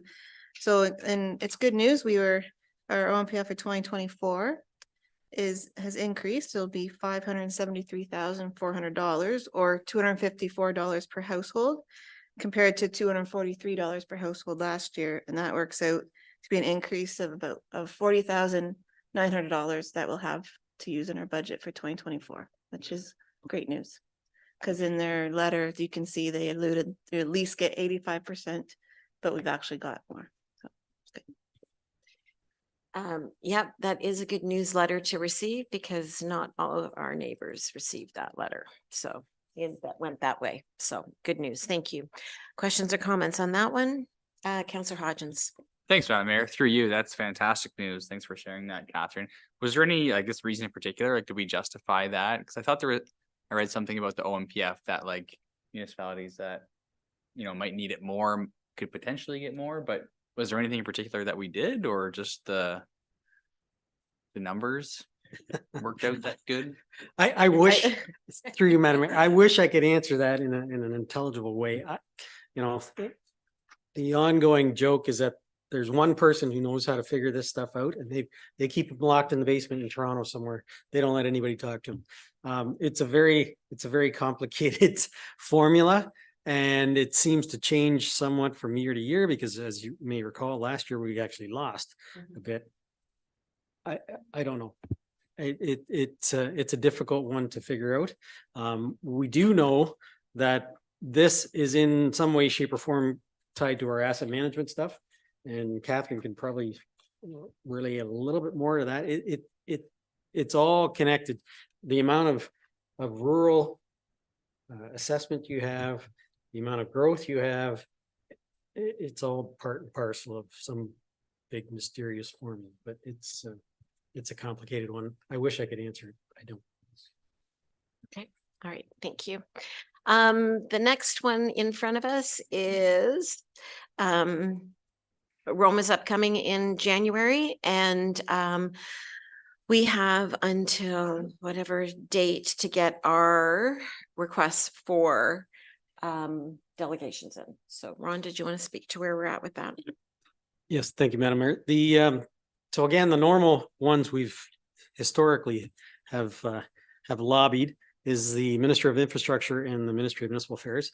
So I think we're looking for some other ideas from the members of council, whether that be the Ministry of Education with regards to the proposal for a new expanded Wilberforce Public School, or some other ministry that we haven't sort of tapped into yet. So if anybody has any members of council have any ideas, please let one of us know, and we can try and see what we can do. And when does it have to be submitted? I didn't see that. How much? When? Oh, okay. So we've got a couple days, but we should get that in sooner rather than later. Councillor Regan? No, I was just going to suggest Ministry of Education. Once again, I'm thinking with our growing population and demographic, I think that's something that we really need to get moving on. We have to think about 2-3 years down the road here. So that would be my recommendation to to council is that we talk to see if we can get a delegation with Stephen Lecce, Minister Lecce, sorry. Okay, and if anything else comes to mind, if you can get that into Ron this week, that would be great. Was there anything from the list, the rest of the list, the balance of correspondence that council wanted to speak to? That wasn't pulled. Okay, so with that, I would ask for a mover and a seconder to receive the items of correspondence for information purposes. Councillor Hodgins and Councillor or Deputy Mayor Manders. All in favor? It's carried. Thank you. On to committee reports, Blue Water. Yeah, nothing, no, nothing to report, no meeting. Okay. CEDC. Yes, I do have a report. I'll be brief, Madam Mayor. We had a meeting October 25th. We had a delegation. We had Kelsey Cogney and Ian Bell, both local business owners, that came to talk to us about and to basically give us some ideas about and suggestions about how economic development in the committee can perhaps enhance business a little bit better. There was a lot of suggestions about what we can do, some of the events that they can do. There was also a discussion about some of the businesses actually organizing a business improvement association, sort of in conjunction sort of with economic development. After that, Lisa DeVore talked a little bit about, there were some draft concepts about we had about the street pole banners. And I think, correct me if I'm wrong, they're going to go up after Christmas, correct, Lisa? Yeah, up there. So we had a discussion about sort of the design. There was a consensus about what they would look like. And we're going to be working on those as well. There is a change to the agenda.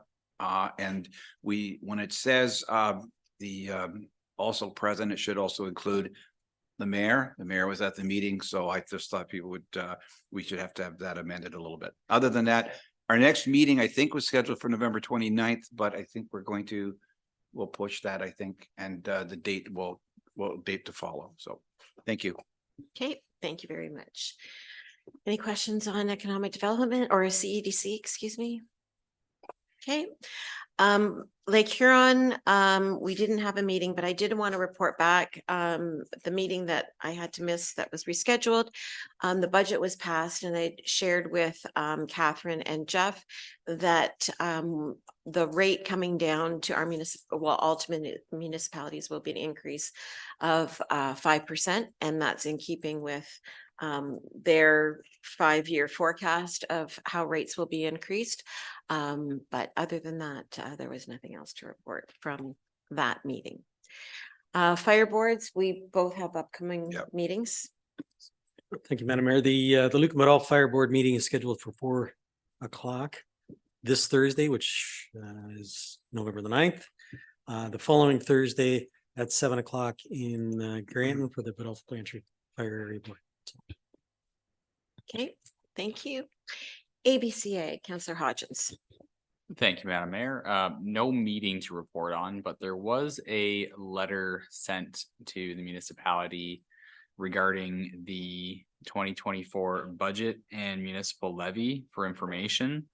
And as I previously reported, that's our municipal levy is $86,518, which represents a 2.25% increase from 2023. And the board of directors is planning on approving that budget at the December 14th meeting. And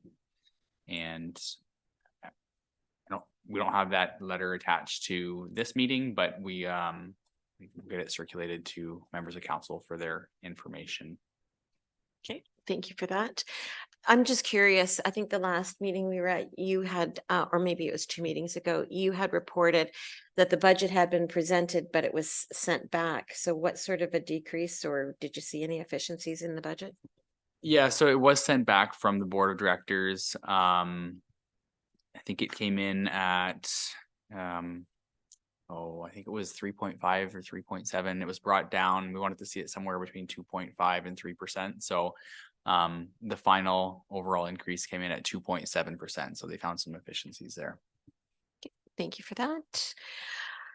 Parks and Recreation. Yes, Madam Mayor, thank you very much. I have a report from our meeting October 26th. A lot happened. We had two delegations.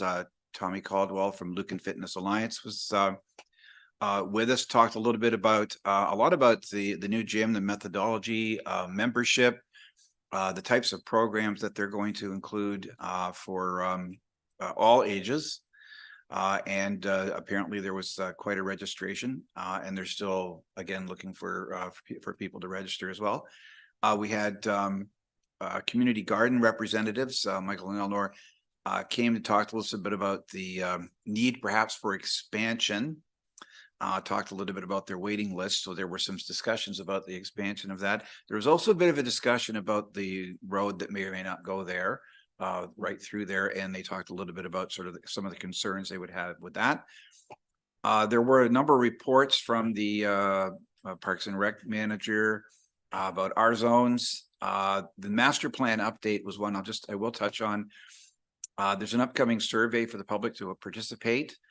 And there's also going to be a public open house November 28th to provide more information about the Parks and Service master plan. And I believe, if I'm not mistaken, there's going to be a trails meeting, and Parks and Rec has been invited to the trails meeting, where we will be taking a look and getting an update on from about the Parks and Rec master plan as well. Let's see, there was also talked a little bit about the multi-court alterations, and that was discussed with our committee, and they moved forward a recommendation that the Parks and Rec manager would come back and talk to council about what kind of alterations, costs, which will be part of budget discussions. And I'm just going to slide through. There's some information about lending libraries. I think there's a report to council tonight about that. Under new business, there are a couple of important things that I did want to note very quickly. That Parks and Rec manager noted that there's $150,000 in funding for the All Wheels Park that would be located in Elm Street Park. There's also a funding announcement that may be coming with respect to outdoor exercise equipment that would be placed in various locations, perhaps on trails and that sort of thing. This is sort of down the road.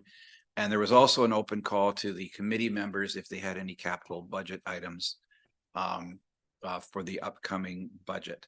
And that is it. We will have our next meeting January 2024. We do not have an exact date for you this evening. And that's my report, Madam Mayor. Okay, thank you very much, Councillor Regan. Any questions or comments on that report from PRAC? Okay, on to staff reports. Ron. Thank you, Madam Mayor. The report before council tonight is just a bit of an activity update. I won't hit every single one. I'll just hit some of the highlights. The Barrie Integrated are presenting or will be presenting their fire services master plan at the next council meeting, which is scheduled for November 21st. On October 31st, I actually met with YMCA officials. They are very keen to renew for a further term their lease at the daycare at the community center. So they are very happy with the site, with the location. It was interesting. They said they have quite an extensive waiting list for children to be accepted in there. The problem they are currently having is they are short-staffed, and they literally, I thought they would say they needed maybe 2-3 more people. They could actually use 7 or 8 more staff. So that's a large number, and that's kind of disappointing. But it is, I guess, one of the realities that that's out there right now. So that was rather interesting to hear. I was able to attend the virtual and confidential pre-briefing to the fall economic statement. So they kind of virtually locked you in a room and told you can't say anything until the minister actually stands up in the house. But there wasn't a whole lot of new information there. We're still awaiting news on the Building Faster Fund that was announced at the AMO conference by Premier Ford. We still haven't got the details on that. We do have a meeting with Matthew Ray this Friday that hopefully we can get some, a better handle on the timing of when that application is going to come out and how we can be eligible to receive some funding through that fund. And then the council compensation portion of consultant Marianne Love's pay equity and compensation review, that I went back to her after the last council meeting with the request. That should be ready to be brought forward at the next staff report meeting. So that'll be December the 5th.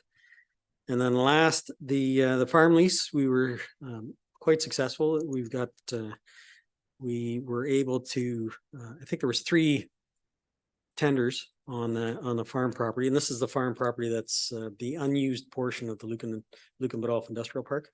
So it's not an ideal farm parcel. It's not nice and square or anything else. So we're not going to get the very top dollar, but we still had a very good dollar amount. I will say that it's the current farmer, I guess you'd say, that uses the property. He was the successful high bidder. I would have brought it today. However, it did become quite apparent when we had a look at the lease that the lease document needs to be updated quite substantially. I need to run that by the lawyer as well. There's insurance requirements and things like that need to be updated. So that will be forthcoming at the December 5th council meeting as well. Thank you. I just want to point out one little, I don't know whether it's a typo or what, but you were at the October 11th AMCTO meeting in Chatham and you were local government expert, but I believe the title that AMCTO gave you was seasoned municipal professional. That was a nice way of saying I've been around for a while. So actually, I enjoyed that quite a bit. Actually, it was I was on the panel with the warden from Essex County and the deputy mayor from Thames Center. So it was quite an interesting back and forth with the people that were there, and we were talking about anything and everything from social media to what our greatest concern of is going forward. Is it trying to attract staff? Is it trying to attract members of council to actually run? So it was quite an interesting, and I appreciated the Well, I joke, but honestly, Ron, that there's no question. You do have a reputation as being, in this position with a lot of knowledge. So it was great that you were able to participate in that event. So, and I think that'll be the new term for him, seasoned. Did you have a question, Deputy Mayor Manders? Yeah, and I apologize if I wasn't listening close enough there. On the October 20th there, you met with the representatives of West Elve there in the very bottom there. You said on November 2nd, new asphalt planned immediately afterwards. So, so what's immediate, or is it like I was going to ask Jeff little, but I guess you could answer it, Ron, since it's here. Is this has to do with like the turning lane and getting everything safer out front of the complex? Is this what your meeting was about? Because it's very unsafe, in front of the new food land there at the road. So is that what your meeting on the 20th was about? Through you, Madam Mayor, and Jeff can clarify this, but it's a very unsafe situation, the entire stretch, right? Yep, right from Chestnut Street all the way through. So we're trying. Jeff has been working diligently with the contractor to try and get the asphalt redone. The curb had to be redone. The weather has not been our friend as of late. So we're still trying to get the asphalt in there before the snow flies. So that's our goal, and we continue to work towards it. But you mean that's their goal, or that's the expectations, or your goal? We're not pouring it, so it's not your goal. Right, so you've laid that's the expectations of the contract. It's not, we got no control over it other than weather to a point, but I'm reading that it says November 2nd. It was just October 20th. I mean, this isn't months ago. This is very October 20th. I see a date and I see November 2nd and I see immediately. Yeah, it had to be redone. The curb had to be redone. Yeah. So they pulled it out. They re-poured it. It's now re-poured there. They were hoping to get asphalt in, and Jeff, you can probably speak better to the timing on that. but they're already delayed with the asphalt because of the weather. So do we, that environment is very unsafe. Obviously, we all know that. But so do we feel it might not happen then this year? Well, no, and through the mayor, no, it definitely will happen. It can't be left the way it is for the winter season. So the plan was to have the base asphalt finished up this week with the rains yesterday and then the cold temperatures tonight. That base won't go in till Thursday, and then that has to be tested to make sure that it's approved asphalt and it meets certain specifications, which it should. And then the final coat will go on next week. Good, you know, that's good to And hear. that- Good to hear. And to answer, sorry, to the deputy mayor's question was, will this get all the turning lanes and everything done? Top coat means everything done from Chestnut to the Westdale site will all get final coat of pavement. Okay, thank you. Any other questions for Ron on his report? Okay, then I would ask for a mover and a seconder to receive that report for information, please. Councillor Regan and Councillor Westman. All in favor? And that's carried. I think the rest are Tina's. Did you have anything else? Nothing? Okay, Tina? Thank you. Through you, Madam Mayor. I do have 3 reports in front of you tonight. I'll try and keep them brief. Although I do know policies are everyone's favorite topic, so feel free to ask away. The first one is just regarding our zone policy. Staff undertook a review of that. It was first implemented in 2015, so it was due for a review. It was previously done by our previous Parks and Recs manager. It's something that many municipalities have adopted, and it originated in Oakville. The updates that were done currently included an update to the policy to outline the procedures involved for reporting incidents of our zone. And the brochure itself was updated to just add more recent pictures. Things have changed since 2015. The enforcement guidelines and the enforcement guidelines were in place before, so nothing really changed there, but it was reviewed for content.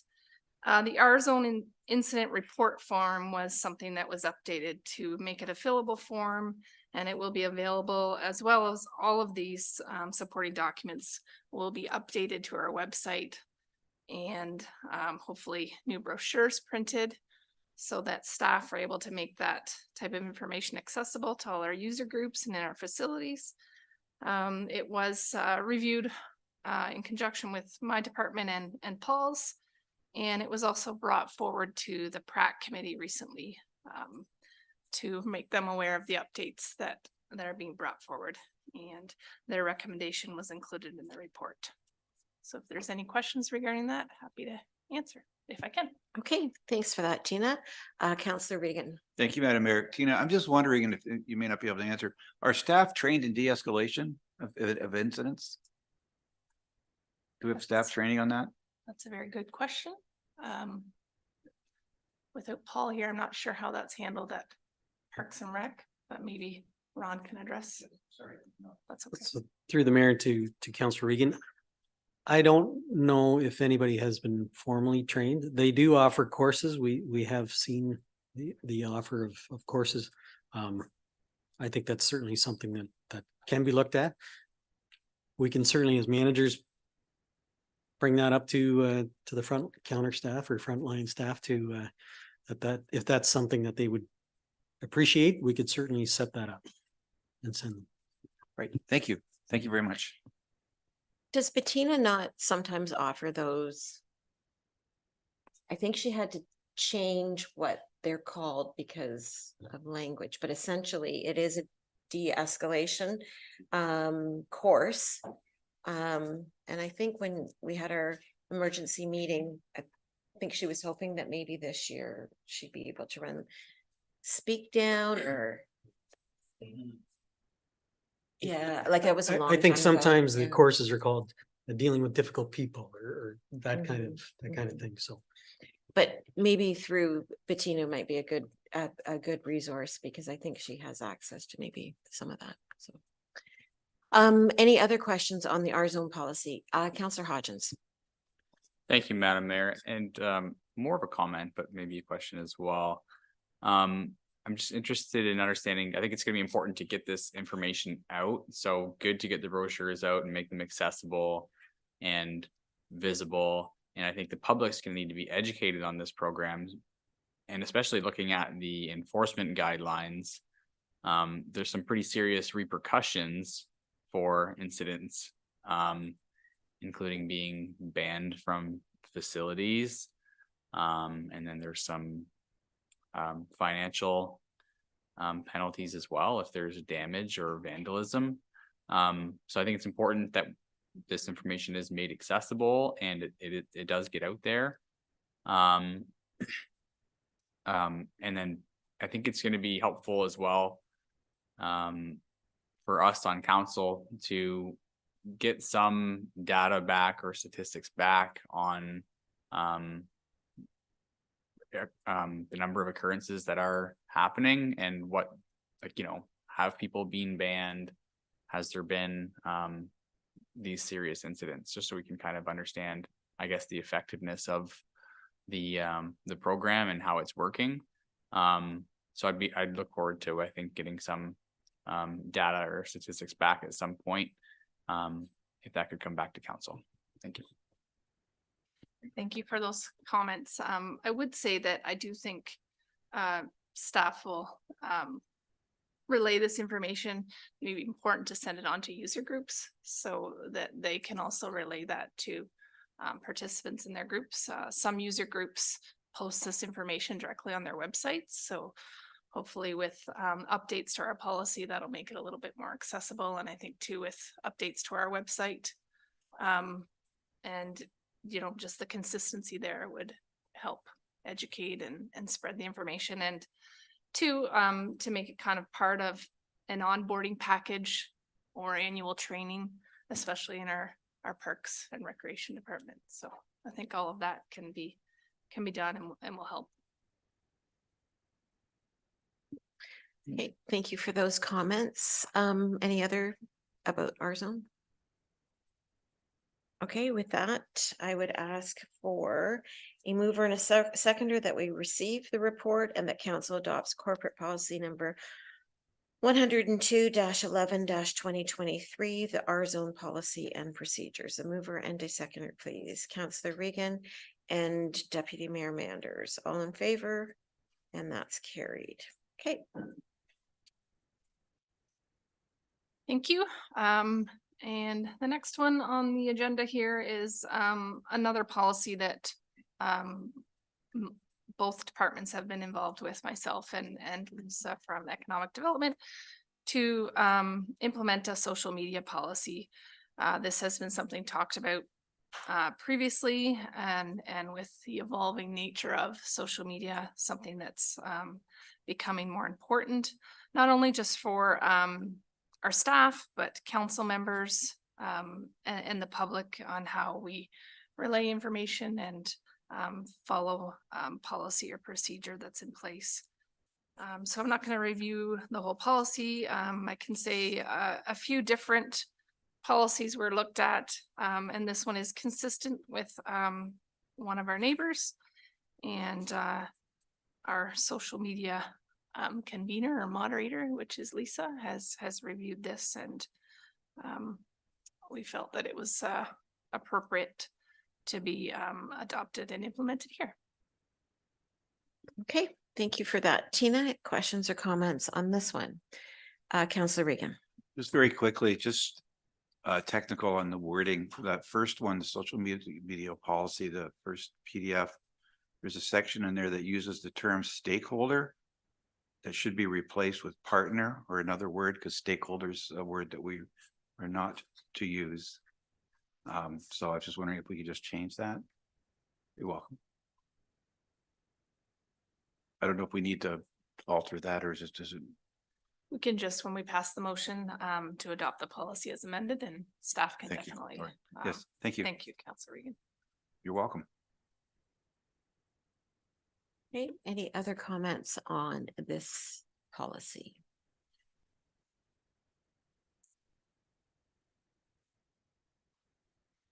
Okay, with that, I would ask for a mover and a seconder that council receives the report and that the social media policy number 102-10-2023 be approved as amended. Councillor Regan and a seconder, Councillor Westman. All in favor?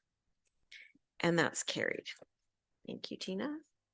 Just to add to that, that's another policy that will be part of onboarding with employees and annual training and with council as well, so that it can be reviewed and acknowledged. And the last report is an annual one just regarding our schedule for 2024 for our council meetings. We have followed our practices of the past couple of years in 2 daytime meetings throughout the year, one in the spring and one in the summer. The meetings also are following the practice of the first meeting of the month being geared towards staff reports and beginning at 6:30 p.m. And the second meeting of the month being geared towards planning items, therefore would begin at 6 p.m. There was no conflicts with any conferences this year, which was good to see. And other than that, unless anyone has any conflicts with it that they see, that's everything. Deputy Mayor Manders, you have a conflict? Oh. I think January 2nd's meeting, when I'm looking, we meet December 19th, Christmas and Christmas Eve.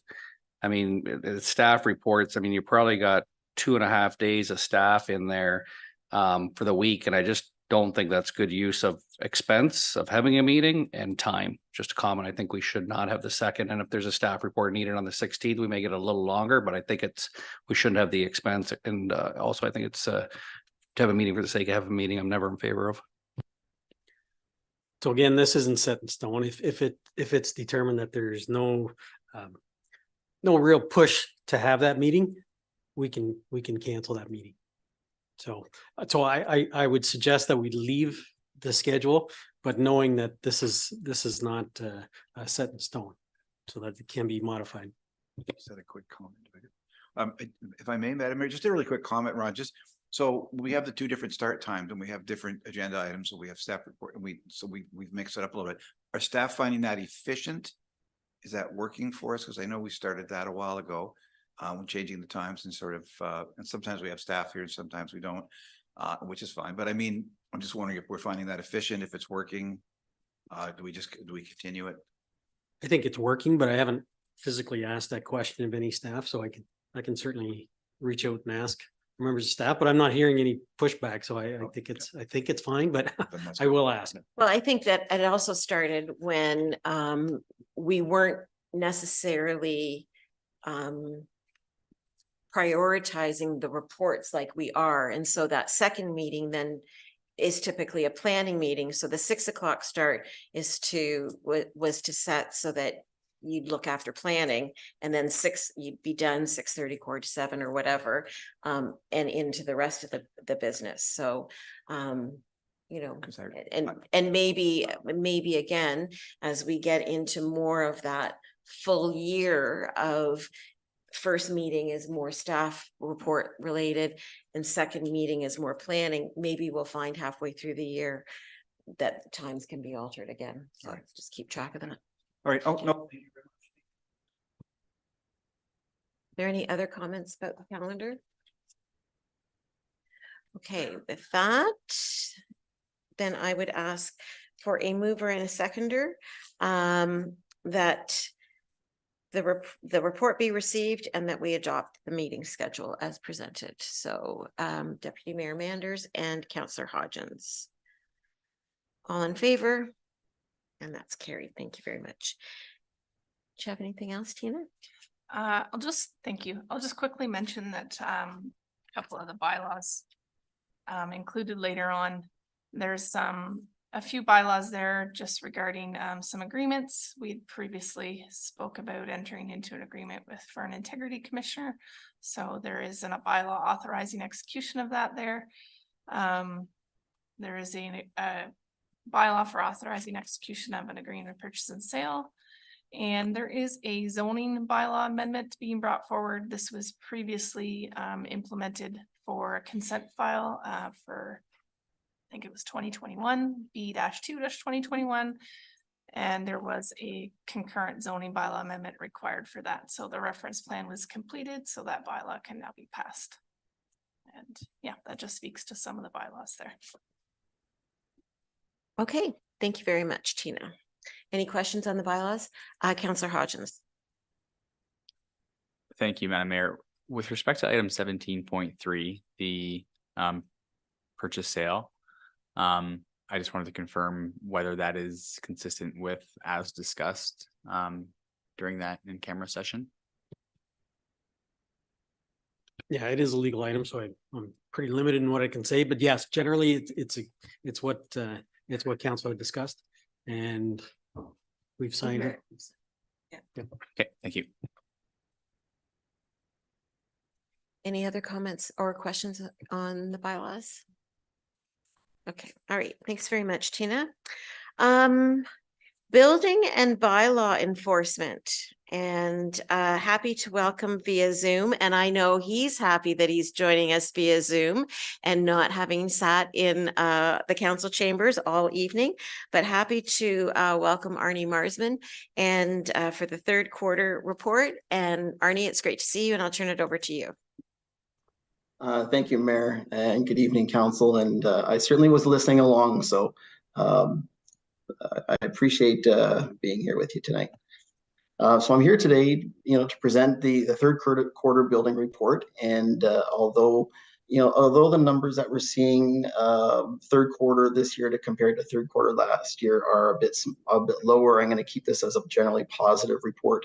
Positive in that we have continued momentum of the second quarter.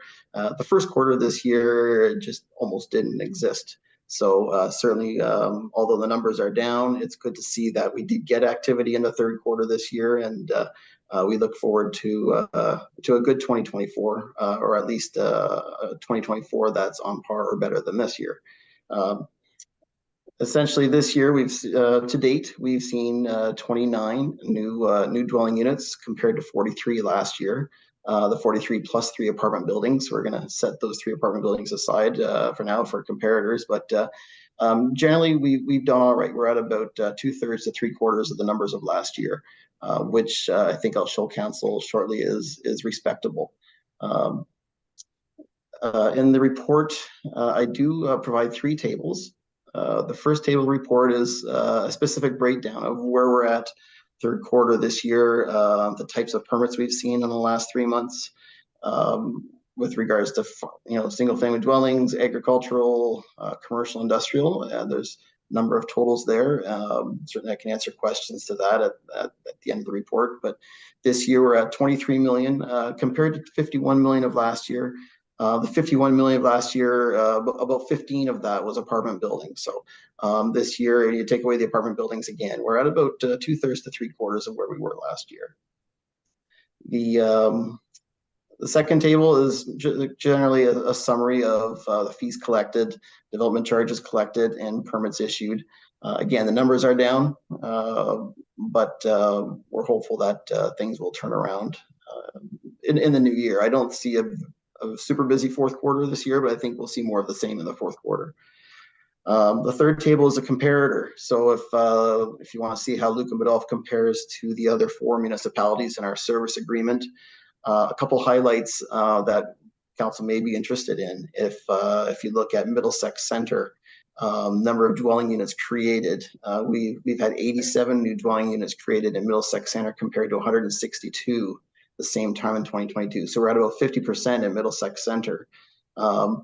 If you look at Southwest Middlesex, they've 31 new dwelling units compared to 11. So they've nearly tripled what they've done in 2022. They've had a great year. Glencoe's seen a couple of new developments, and they've they've done well regardless of whatever kind of slowdown there's been in the economy. But again, there's just some comparators so you can see what's going on in the county and how Lucan Biddulph compares. And if there's any questions, I'm happy to answer them. Okay, thank you very much for that, Arnie. Appreciate that update. Questions for Arnie on what he's presented tonight? It's fairly straightforward, and I don't think it's overly surprising to anyone as to what we're seeing. So appreciate the update. Thank you very much for joining us. And with that, I would ask for a mover and a seconder to receive that report for information, please. Councillor Westman and Councillor Regan. All in favor? And that's carried. Thanks very much, Arnie. Okay, thank you, Council. Yeah, good night. Okay, finance, Catherine. Thank you, Madam Mayor. The report in front of you is just a information report. And it's where we are for the third quarter in operations. It doesn't include the capital at this point, but you can see if you're in the detail, the summary and in the detail that maybe you want to be at 3 quarters through the year, 75%.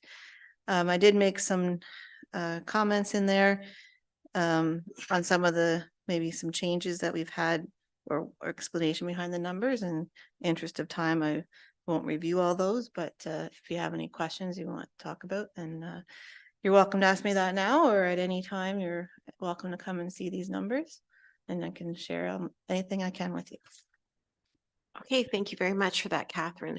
Any questions on Catherine's budget to actual for September 30th?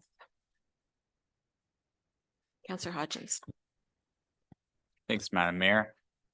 Thanks for the report, Catherine.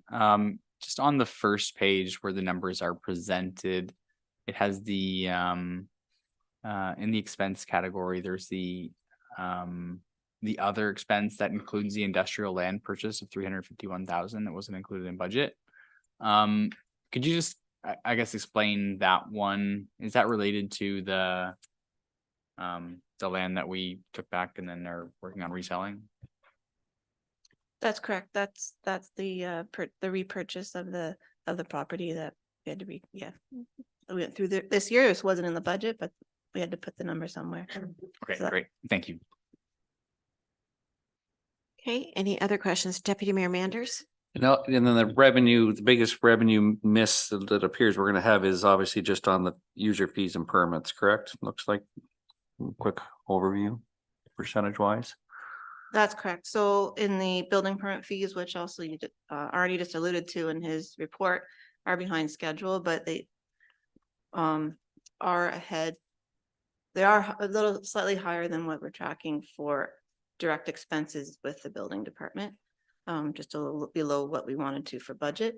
So with our new education and knowledge going into the next budget season, we will do a better, see what we can do about. It's actually it's not as bad as I thought. Actually, I thought it'd be worse than that. So some of it's behind schedule, but we'll see what happens in the fourth quarter.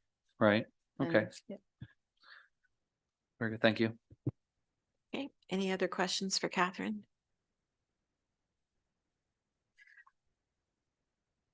Okay, I guess just on that industrial land, then the bylaw that we're passing later, then we'll see that revenue offset. Correct? In the fourth quarter. Correct. We're hoping to be able to close that deal before the end of the year, which would make that picture look a lot more favorable. Okay, with that, if there aren't any more questions on that, then did you have one? Oh, okay. Then I would ask for a mover and a seconder to receive that report for information. Councillor Westman and Councillor Hodgins. All in favor? And that's carried. Thank you very much. No planning, public work. Oh, sorry, Catherine, did you have something else? I have two more things I want to mention. Sorry, I just want to include, there's a bylaw regarding the Infrastructure Ontario loan for the phase 2 of the community center renovation. that we discussed previously, for $2 million, a term of 25 years, and the interest rate came in at 5.42%. So that's coming up later to approve. And then I just want to remind council of our capital budget meeting, our special council meeting set for November 20th at 4:30. So, okay, thank you very much. Okay, with that, there's no planning. Jeff, Public Works. Thank you, Madam Mayor. A couple of quick points, and I apologize for not getting my activity report in. That was my mistake. We did talk about the construction project on Main Street, and if anybody has any other questions, I'd be happy to answer that. As you can see, we are concentrating on sidewalks before the winter comes. We're going to I think I can see the light at the end of the tunnel, that we will have our current sidewalks fixed up before the snow flies. We did concentrate on some of the downtown area sidewalks. We did look at some accessibility requirements, particularly around William Street corner, and we got the ductile plates in. So that was really good the last couple of weeks. And the only other thing I just want to make sure, council, there is a motion further in the report that we did have a request for a drain improvement on the Gowdy drain. And that is a motion that is in before council. That drain is up by Mitchell Line near Fallon. And it's a smaller drain, but it has been requested for improvement for bigger coefficient on it. Okay, thanks very much for that update. Jeff, any questions or comments on that? Okay, appreciate that. Thank you very much. And then Parks and Rec. Oh, did you have more? Oh, sorry. I just the way you looked, I thought, oh, is there something else? I know. Parks and Rec. Paul isn't here tonight, but Ron will take us through his report. Thank you, Madam Mayor. The first report Paul had was PR 2023. It's in regards to the establishment of lending libraries in our parklands. Mary Mendoza, a community member, brought this idea forward to Paul. And I'm hoping that most members of council have seen these on their travels in other communities. They're starting to become more and more prevalent. And I think this is just to quickly summarize this. It's really just an authorization for Parks and Rec to proceed forward with this idea and get this going on publicly owned private parkland as opposed to just somebody's front yard. So the recommendation is that the report be received for information, and further that council authorize the placement of amenities such as lending libraries to be installed on municipal parkland in coordination with the Parks and Recreation Department. So. And if there are any questions or comments, Councillor Regan. Just as so at the PRAC meeting, so just as chair of PRAC, so it was 100% endorsed by PRAC. There was a good discussion about it. There's a couple in the community right now. There's one on Joseph Street, I think. So a lot of people were very, very in favor of it. So I just wanted to pass that on to council as well. So I didn't mention that in my report. Sorry. Thank you very much for that, Councillor Regan. Any comments on the report that Paul has submitted? Any questions, clarifications? Then there is a recommended motion in front of you that the report be received for information and that council authorize the placement of amenities such as lending libraries to be installed on municipal parkland in coordination with the Parks and Recreation Department. I'll move her in a seconder for that, please. Deputy Mayor Manders and Councillor Regan. All in favor? And that's carried. Thank you very much. Madam Mayor, the second report from Paul was just the activity report. I can't speak to all of these, but I think the largest one is the second point there, the Ontario Tourism Fund announcement. The Township of Lucan Biddulph has been awarded $150,000 towards the construction of an all-wheel skate park in Elm Street Park. So that's a huge that's a huge win for us. And I looked at Councillor Reagan. Was this discussed at PrAC at all during your meeting? Ontario Trillium Fund application? Okay. So that is a big win. The Parks and Rec Department also has applied for funding through the Jays Care Foundation. That's the Toronto Blue Jays funding arm. And that's for the park ball diamond, I guess refurbishment or upgrade in Granton's Centennial Park. So they've applied for that. The fitness space had a soft opening yesterday. Apparently the fitness manager made a presentation at the PrAC meeting as well. And then the last part, which I think we've already talked about, Councillor Regan mentioned with the Parks and Recreation Master Plan update. And then finally, the cleaning contract has been going for a month. Paul says it's been working well, and that will be an ongoing monitoring of how that contract is perceived. So, Madam Mayor, that's, unless anybody has any questions, and I'm not sure I can answer any questions, but. Deputy Mayor Manders.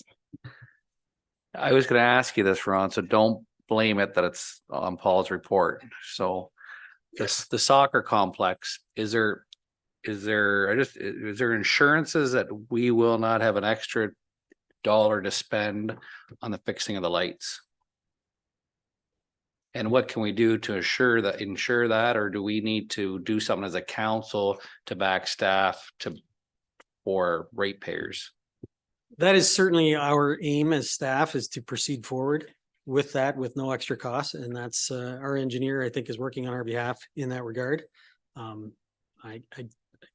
can't really say a whole lot because this could turn into a bigger situation, but right now we are working towards getting those poles back up and moving forward. So that's our position at this point. And then to complete, or however that works in our community for completing a project, will we have enough held back if for whatever reason, obviously, that there's expectations for us to pay somebody else for this or pay for something extra? Obviously, we're only dealing with the contractors, so we would only pay what we would expect to pay and see where things fall. Yeah, there are a number of items that remain on the contract, not the least of which is there's about $100,000 still outstanding in that contract with regards to the installation of the lights. Is that amount enough? I can't answer that at this point, but like I said, we are not accepting any responsibility of this. We haven't accepted the project yet, so yeah, I'm very hesitant to say any more than that because I do. Yeah, this could end up. And I think you certainly have council support, I would assume, on anything that needs to be done to protect our finances in this project. Thank you. Okay, thank you for those comments. Any other questions on Paul's report? Councillor Hodgins? Just a comment, and I was going to save it for councillor comments, but I'll make it now because it's included in this report. I just wanted to comment on the new fitness space in the community center. I think it's fantastic. I think it looks great in there. I've had the opportunity to participate in that since it opened on Monday, and very, very impressed by the space and what they've done with it and the whole setup. So just wanted to share those positive comments, and I know they are hosting drop-in hours this week between 5:30 and 8 p.m. So they're encouraging people to check it out and to get involved. So I think it's great. Great. Appreciate those comments, Councillor Hodgins. That's awesome. Okay, then if there's nothing else, I'll ask for a mover and a seconder to receive the Parks and Rec activity report for information, please. Councillor Westman and Councillor Hodgins, all in favor? That's carried. Economic development. All right.